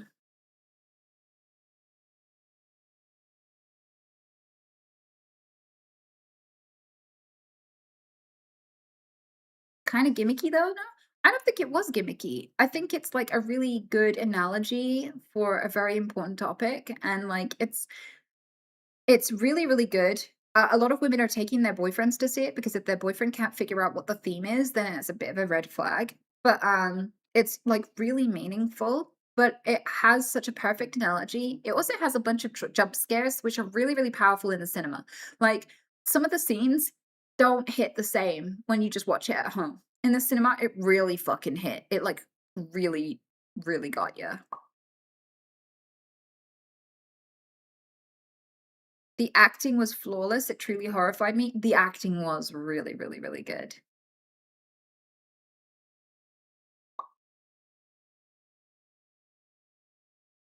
Weren't both Obsession and Backrooms made by directors who started on YouTube? Maybe. I think that's like a big thing now. YouTube is so established.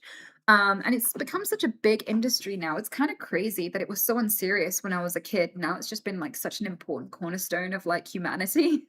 And that's no exaggeration. But like Backrooms and Obsession, really amazing movies. I'm really surprised at how many good movies have come out this year that I'm like genuinely like amazed by and will remember for the rest of my life.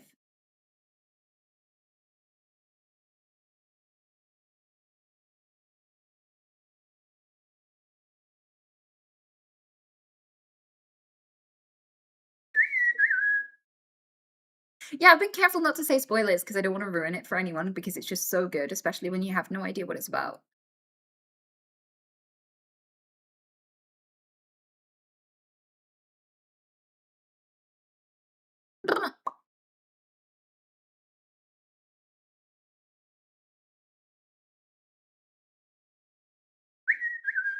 I love you. I completely recommend The Backrooms End of Session. Same, honestly. I feel like if you're gonna watch two movies this year, I'd recommend both of them. Although that said, everyone moved on from what's that movie called where that guy goes into space? Uh fuck.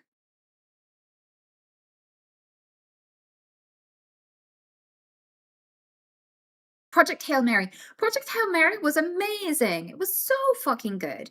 People were a little bit disappointed that it didn't entirely line up with everything in the books, because the books actually explain a few things that were not very well covered in the movie. But, like, I didn't miss them. I think if you don't read the books, you don't even notice. And it doesn't really make a difference to your enjoyment at all. But fuck, it was so good.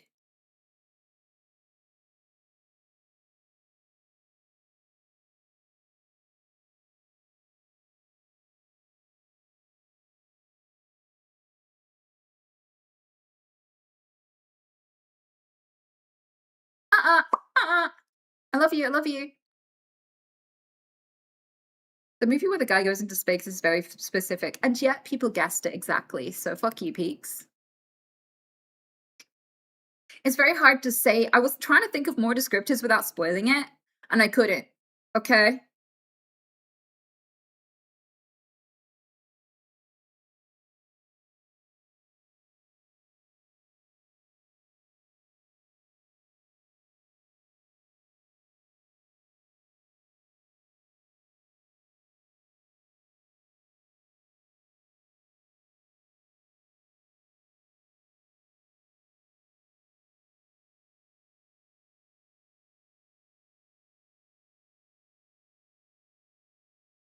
Hail Mary was amaze, amaze, amaze. I agree.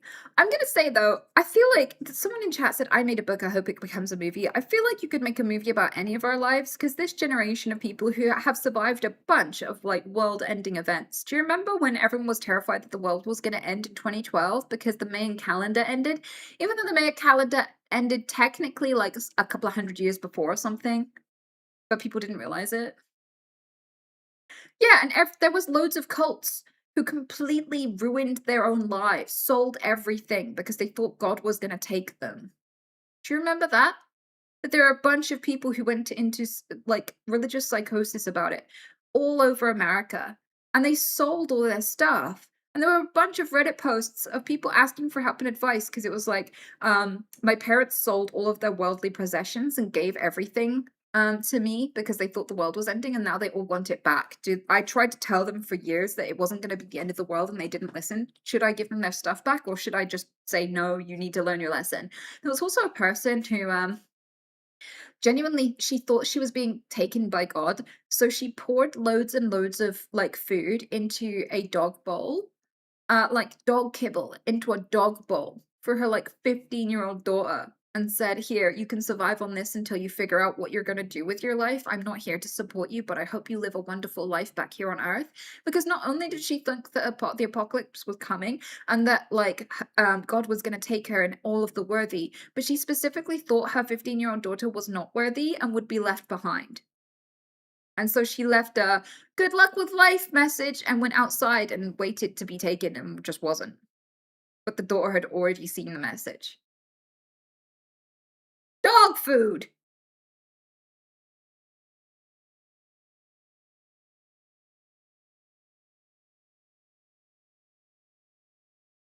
And then we had COVID and the huge controversy that erupted, because plenty of people didn't think that COVID was real, and then it was.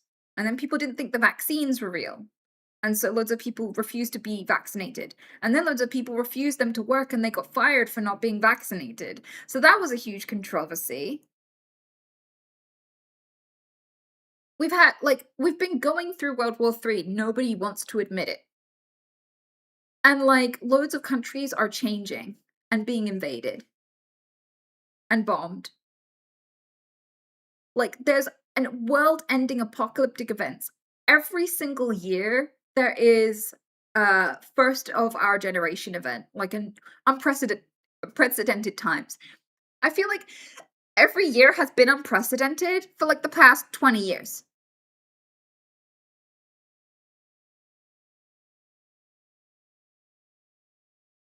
We now have brains in petri dishes. We are now enslaving human brains in petri dishes.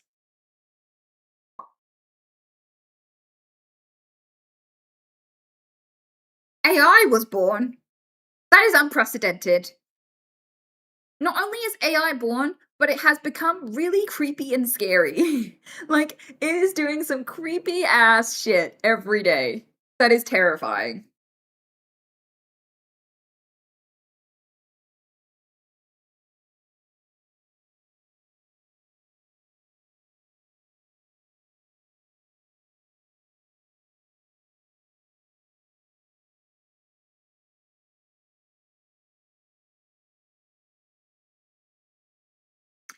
Kind of on the topic of asking girls for their numbers, there's somebody I see on the bus somewhat regularly. I also started transitioning last year, but not 100% social transition. I've also definitely been caught staring. Opinion.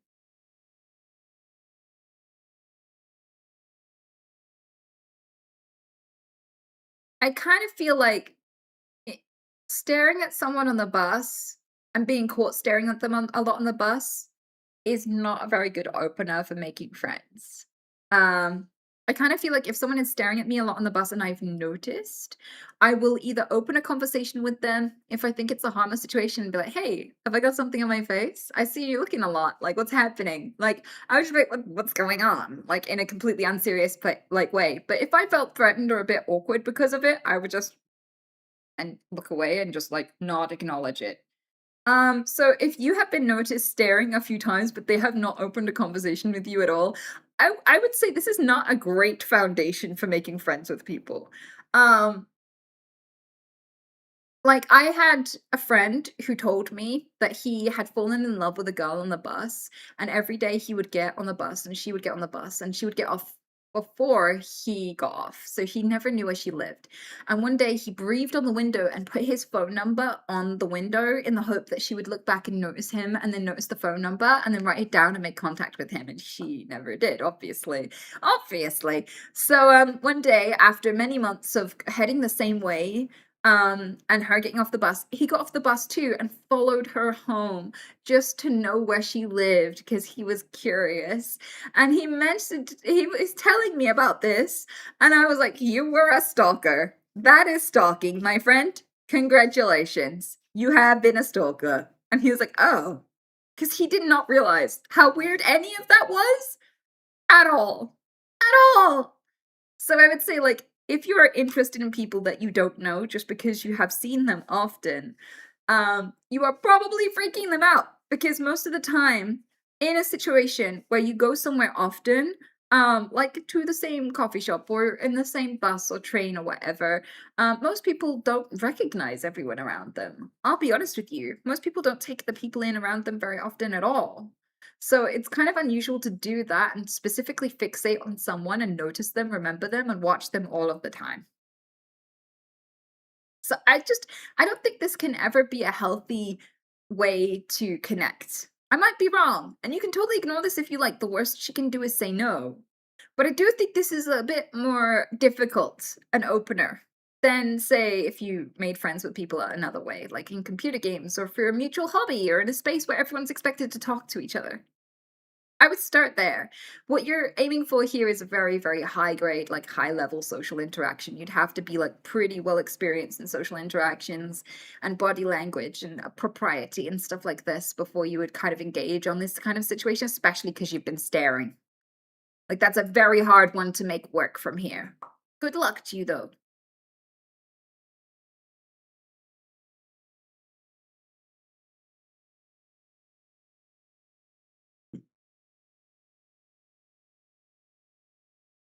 Did she thank the bus driver, though? I mean,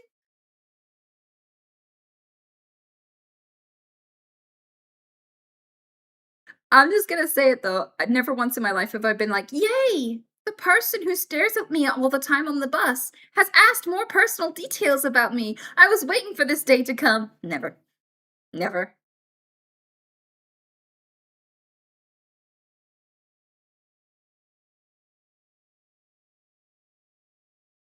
And you might be completely innocent and you might be completely like a safe person and this might be a completely normal fun conversation if it ever unlocked, but you're just starting out from a very weak point.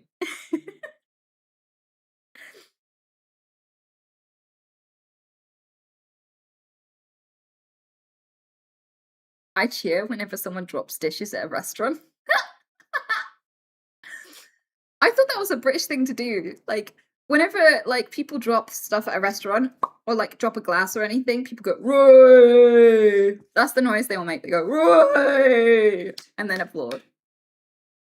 Yeah, that's a very British thing to do. I didn't know about this tradition. Well, now you do.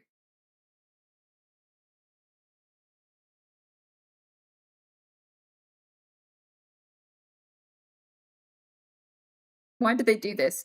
Because we're fucking orcs. I can't tell you. Everything we do is very orc-like. Orcs are based on, like, British people. You know that, right? The accent that the orcs have in Lord of the Rings is British accent. And he goes, "He don't need his legs, do he?" Like, you would hear that in some parts of London. Absolutely.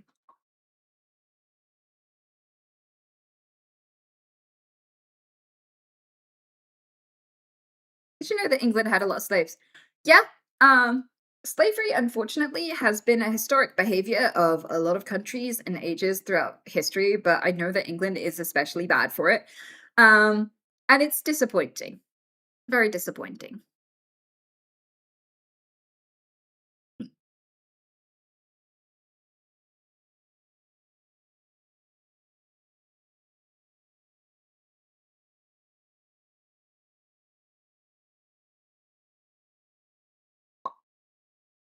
But I do know that we were strangely much more progressive. Like, we progressed out of it at a very unusual speed. I wonder what drove that. I would be really, really curious to know what made the masses of England generally opposed to, like, slavery and racism.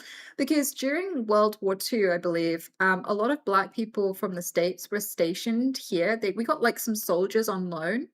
And the authorities wanted to make it so that the black soldiers were separated from the white soldiers and weren't allowed to have the same barracks and stuff like this and weren't allowed to sleep in the same quarters. They wanted to basically enact segregation. And the British soldiers, who were white, really rebelled against that and said, fuck that. No, we won't allow that. They are our comrades. Either they're our comrades or they're not, but we will not have them segregated. We're not like that. We're not as backwards as US folk. And they pushed back against it. And they actually stopped that from happening off their own backs. So, like, I do think that for whatever reason, we kind of turned our heel and we kind of became, like, less racist, and usually faster than some of the other countries. We went through a wave of progression for some reason. And I want to know why, because we're having a problem with it now where racism is making a resurgence. And it'd be really handy to know how we made that, like, socially unacceptable back then, because it might apply again tonight, and, like, might apply again now. How do you help your partner with an insecurity that often damages the dynamic of your relationship? It's you don't work on other people's insecurities. You just don't. Right? When that is like a personal thing to bear. You can't fix that for another person. They have to make their own journey through it. They have to find their own solutions. They have to want their own solutions. You cannot force change on people. You cannot raise them and you cannot solve their issues for them. That's not your place as a partner. But you can communicate and say your insecurity is impacting our relationship negatively. And the best way to do that is with your dick, is with compassion and love. So you should state a positive intention first. This is the structure. The first thing you should say is, I want to make the relationship better. Do you want to do that with me? That should be the first bit. So that might look like, I'm only bringing this up because I love you. I'm not bringing this up out of anger. I just want to find a solution because I love loving you and I want that to be a good experience. And at the moment, it's really hard. And it shouldn't be this hard. And it doesn't have to be. So if you want to work on this with me, I would love to. Do you want to work on this with me? And usually people who love you and are invested in the relationship, like, of course I want to work through this. Of course I want to make it better, right? Usually you get their consent. And this means this is us versus the problem instead of you versus your partner. And that is such a huge step to it stopping being a criticism and it actually just being a relationship building exercise. Okay? Because if you go, you're insecure and you make me feel like this, and it's fucking up the relationship, people get defensive, and they protect their behavior, right? Even and they justify their behavior because that's people's knee-jerk reaction to being criticized. And when people defend a viewpoint, they believe it more. So if someone has to defend their insecurity, they're going to be more insecure. Okay? Someone's reaction to being told you're too insecure about this thing and I don't agree with it and it's fucking up our relationship is to go, but this thing is very real and it's very painful to me and blah blah blah. But if you go, I would like to improve the relationship with you. I love to love you. And this part is a bit of a challenge. And I think if we could fix it, we could be even happier. Do you want to do that? And they're like, yay. And then you're like, well, when you do this thing and you worry about this thing, I know it's not your fault. And I know you're not trying to hurt me, but it hurts. And I was wondering if there was some action plan we could make to step towards a relationship where we don't have to deal with this anymore. So you don't have to feel bad and I don't have to feel bad. And what could that look like? Maybe it could look like couples therapy. Maybe it could look like individual therapy for what you're dealing with on a personal level. Maybe it could look like finding things that reassure you and bring you down in that circumstance. What is the things that you're looking for to bring back some emotional stability in those circumstances? Can I help with that? Can your family help with that? Can someone help with that? Can you help you with that? Why don't we read some books? I'm going to do some research. I'll see if other people have gone this and what they did about it. Maybe I'll hop on Reddit and see what other people did about this exact issue. Maybe I'll read a few self-help books. Maybe I'll watch a therapy podcast. Maybe we'll see. Whilst you go to therapy, I'll do whatever you think you can do to, like, I'll listen to your suggestions. What do you think you can do? And they're going to go do their thing and you're going to do your thing and you're going to come back together in a month. And you're going to be like, I came up with all this stuff. Is it helpful? And they'll be like, I came up with all this stuff. Is it helpful? And we'll say, let's do a review. Are we less insecure? Are we having a better relationship? No. Let's change our approach because it's us against the problem, not me against you. We love each other. We just want to love each other more.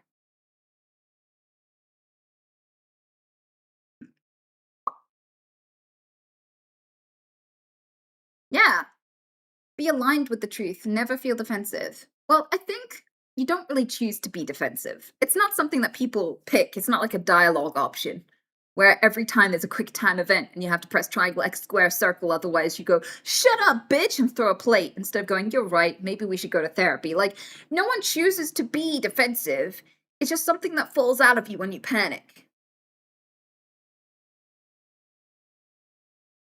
So I find that, like, when you want a good relationships with someone, sometimes they need some gentle coaxing, you know? Sometimes the way you approach is just as important as how they react. But hopefully that helps.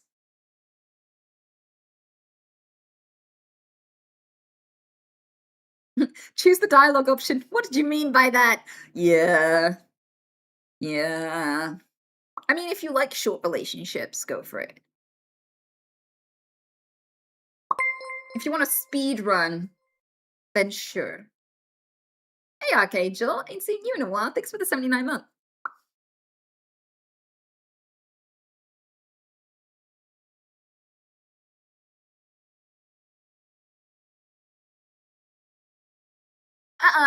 Piss.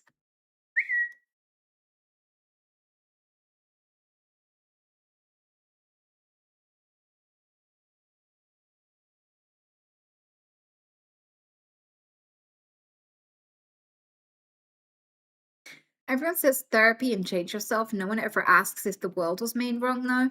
Well, the thing is, the tricky part about that is there is no specific way that the world is meant to be. And for every millions upon millions of years of evolution, right? Every creature before you lived in a far more fucked up world. Like, if you broke your leg 1,000 years ago, you were just fucked, right? There was no hospital, there was no surgery, you were just fucked. 1,000,000 years ago, the odds of you being eaten alive to death were like almost 100%. You just lived every day in a world of monsters until one ate you alive, right?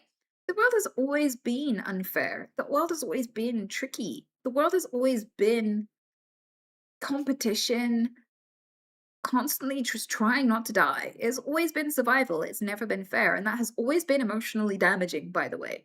Even fruit flies, we've proven that fruit flies feel trauma. We used to think that being able to feel and have emotions and trauma and all these sorts of things were like a symptom of consciousness. That you got smart enough to be like sentient, and then all of your experience, like your emotional experiences, were on top of that. It turns out they're here on the evolutionary step. You felt all this stuff before you got really smart, right? And so, like, loads of creatures out there are living traumatic, difficult, sad lives. Look at Punch. Punch the monkey has been making people cry for years now. Punch is like a little baby monkey, and he's in a zoo, and all of the other monkeys rejected him. He was just a baby, his parents died, and whenever he tried to relate to the other monkeys, they pushed him away, they bullied him, they hit him, and he would just sit alone. So the zookeepers gave him a little monkey toy to cuddle with. And he would sit in the corner and just cry and cuddle his toy monkey. And sometimes he would use the toy to protect himself, to shield him from beatings from the other monkeys. And people cried for him. People loved Punch. People were like, go Punch. And like, he was like a little mascot for the zoo. People fucking loved Punch. And it turns out that now Punch has grown up and he's still making people cry because now, when there are new babies that are being released into the zoo, and they don't have parents or whatever, like they're orphans or whatever that have been taken in, he will look after them. He'll cuddle them and love them, and he will show them how to do things and groom them. And he is like really nice to them no matter how the group of monkeys behaves. He grew up to become what he needed as a child. He broke the cycle. He didn't become a bully. Be a little more like Punch. Yeah, Punch is awesome. But it just goes to show that the world is fucked up, and it would be fucked up even if there was no society, even if you weren't dealing with human rules, even if you were just living in a basic animal world with much simpler rules, you would still be living in a fucked up, traumatic world with hard things to deal with. And so you can't really choose what you experience. You can't control the chaos of the world. You can only control how you react to it. You can only control how you feel about it and what you process about it. That's all you can control. You can't really, truly work on the whole world most of the time. Most of the time, the only thing you can do is work on yourself.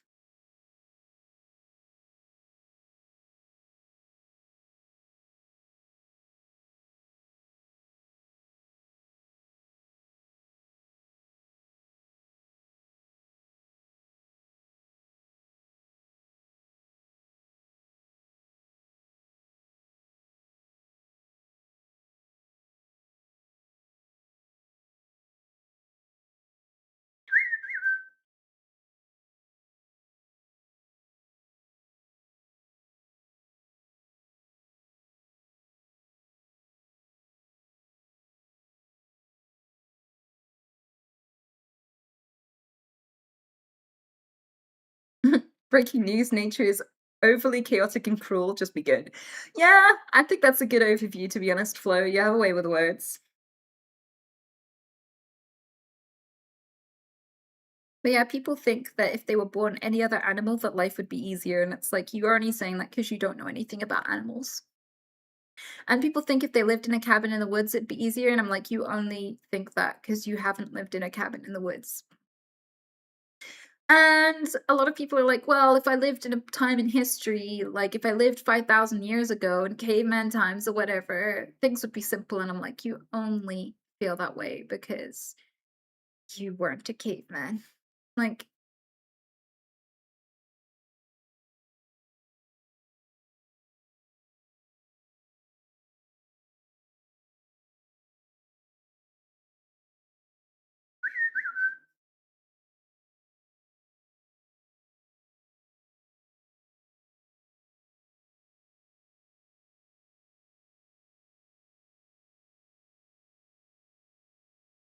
I wish I was an adult in the 80s so I could have afforded a house. I mean, most people just show hole about that now. Like, most, like, there are still ways to afford a house, they're just not pleasant.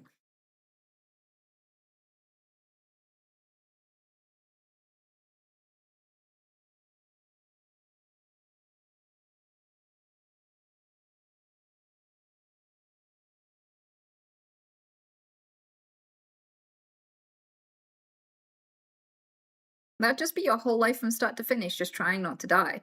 Yeah, and I guess that means that if you rated yourself by your one ambition every day, which was just to survive the day, eventually you would have to be a failure. That's so interesting.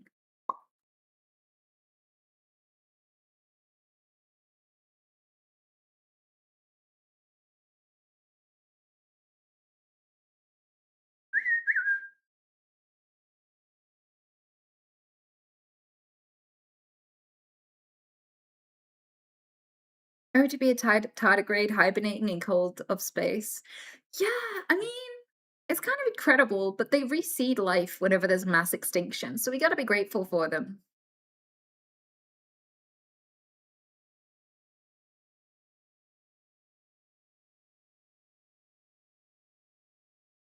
And there might be another mass extinction coming soon, so we're gonna need them to drift out there a little longer.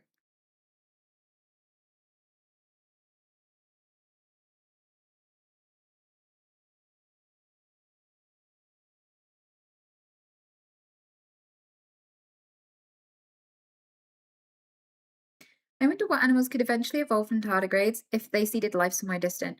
Well, the thing is, you don't necessarily have to wonder with that because there are people whose whole job is astronomy, whichever one's the one about stars and not star signs. Crypto astrobiology? I've forgotten what it's called.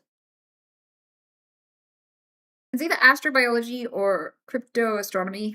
One of the two. I don't know. But anyway, there's a profession where you literally just speculate and use data to kind of, uh, as accurately as possible, guess what life would look like in other conditions.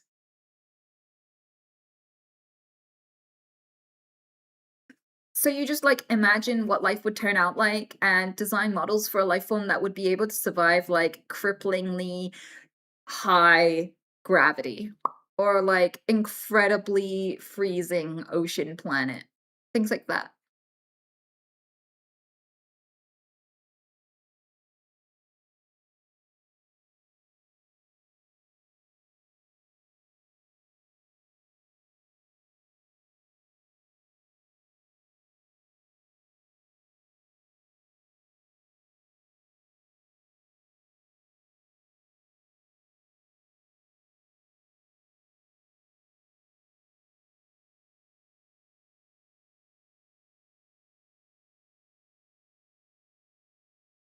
But yeah, I should probably go. What time is it? Oh shit. Yeah, I should have run away a long time ago. But I've enjoyed the conversations. Thanks for hanging out with me. I am impressed that there are ever any YouTube people at all because I feel like streams are so awkward without the music. So, for those of you who enjoyed this stream without music, you're amazing and I appreciate you. You all have a fantastic night. Thanks for spending some of it with me.